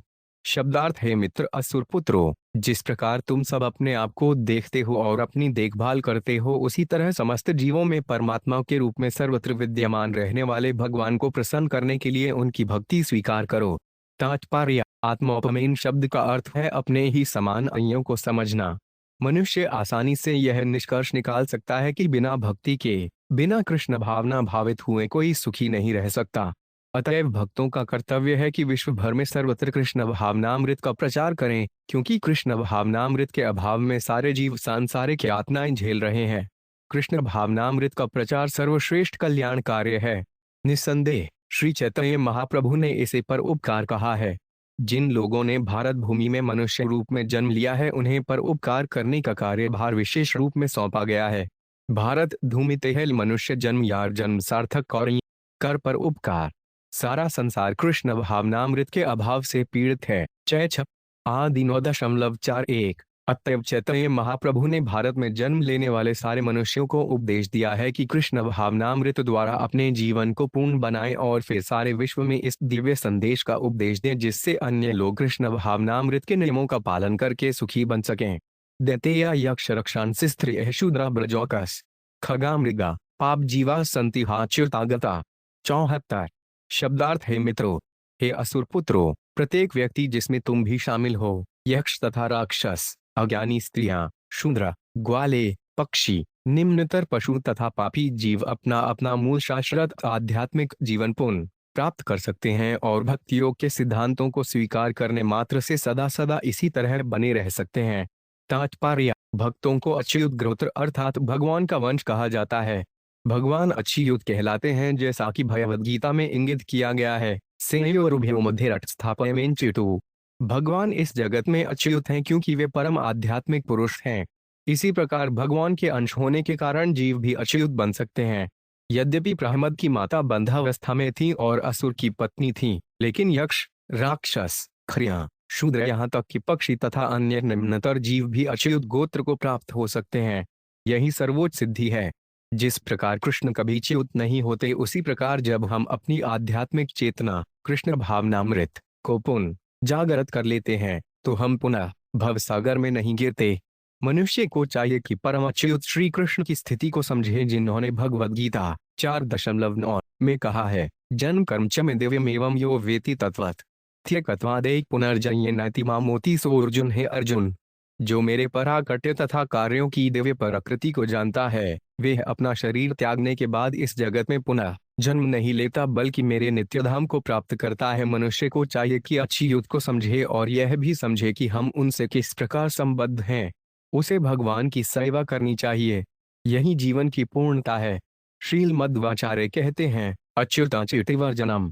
अच्युता शब्द उस मनुष्य का सूचक है जो इस जगत में कभी नहीं गिरता, अपितु भगवान की सेवा में सदा लगा हुआ वैकुंठ लोक में रहता आ रहा है। एतावानेव लोके पांचपम पुंस स्वार्थ पर स्परितय एकांत भक्ति गोविंद यत् सर्वत्र तदीक्षणम। 55 शब्दार्थ, इस भौतिक जगत में समस्त कारणों के कारण गोविंद के चरण कमलों के प्रति सेवा करना और सर्वत्र उनका दर्शन करना ही एकमात्र जीवन लक्ष्य है। जैसा कि समस्त शास्त्रों ने बतलाया है, मनुष्य जीवन का चरम लक्ष्य इतना ही है। तात्पर्य, इस श्लोक में आगत सर्वत्र तदीक्षण शब्द भक्ति की चरम सिद्धि को बताते हैं, जिसमें प्रत्येक वस्तु गोविंद के कार्यकलापों से संबद्ध दिखती है। अतएव उच्च भक्त महाभागवत कभी भी किसी वस्तु को गोविंद से असंबद्ध नहीं देखता। स्थावर जजडम देखे ना देखे तारयूर्ति, सर्वत्र है निजिष्ट देव स्फूर्ति। महाभागवत प्रत्येक चल तथा डॉलर चल वस्तु को देखता है, लेकिन वे उनके वास्तविक रूपों को नहीं देखता। प्रत्युत वह जहाँ कहीं भी देखता है, वहीं उसे परमेश्वर का रूप प्रकट दिखता है। चैतन्य चरितामृत मध्य 8.274। यहाँ तक कि इस जगत में भी भक्त भौतिक रूप से प्रकट होने वाली वस्तुओं को नहीं देखता, इसके बदले में वे हर वस्तु में गोविंद के दर्शन करता है। जब कोई भक्त किसी वृक्ष या मनुष्य को देखता है तो वे उन्हें गोविंद रूप में देखता है। गोविंदमादि पुरुषपु, गोविंद प्रत्येक वस्तु के आदि स्रोत हैं। ईश्वर परम कृष्ण सच्चिदानंद विग्रह अनादिरादियों विंद सर्व कारण कारणम। गोविंद कहलाने वाले कृष्ण परम नियंता है, सच्चिदानंद रूप हैं। वे सबों के उद्गम हैं, उनका कोई अन्य उद्गम नहीं है, क्योंकि वे समस्त कारणों के कारण हैं। ब्रह्म संहिता 5.1। एक पूर्ण भक्त की पहचान यही है कि वे इस ब्रह्मांड में गोविंद के सर्वत्र दर्शन करता है, यहाँ तक कि एक परमाणु में भी अंडांतरस्थ परमाणु चियांतरस्थम। भक्त की यही पूर्ण दृष्टि है। इसीलिए कहा गया है, नायण मरेधि पश्यन्ति परमार्थिन जगत धन्मय लुब्धा कामुका कामिनीमय। भक्त हरेक को नारायण रूप में देखता है। नारायणमयम, प्रत्येक वस्तु नारायण की शक्ति का विस्तार है। जिस प्रकार लोभी को प्रत्येक वस्तु कमाई का साधन प्रतीत होती है और जिस प्रकार कामी को सारी वस्तु काम के लिए अनुकूल लगती हैं, उसी तरह परम पूर्ण भक्त प्रहमद महाराज ने एक थर के खंभे के भीतर भी नारायण को देखा। लेकिन इसका अर्थ यह नहीं है कि हम किसी भ्रष्ट व्यक्ति द्वारा गढ़े गए दरिद्र नारायण शब्द को स्वीकार करें। वास्तव में जो नारायण का सर्वत्र दर्शन करता है, वह दरिद्र तथा धनी में कोई अंतर नहीं करता। दरिद्र गायन को चुनना और धनी नारायण का परित्याग, भक्त की यह दृष्टि नहीं होती, प्रत्युत यह भौतिकतावादी व्यक्तियों की अपूर्ण दृष्टि है। इस प्रकार श्रीमद् भागवत के 7वें स्कंद के अंतर्गत प्रहमद में गर्भ में क्या सीखा नामक 7वें अध्याय के भक्ति वेदांत तात्पर्य पूर्ण हुए।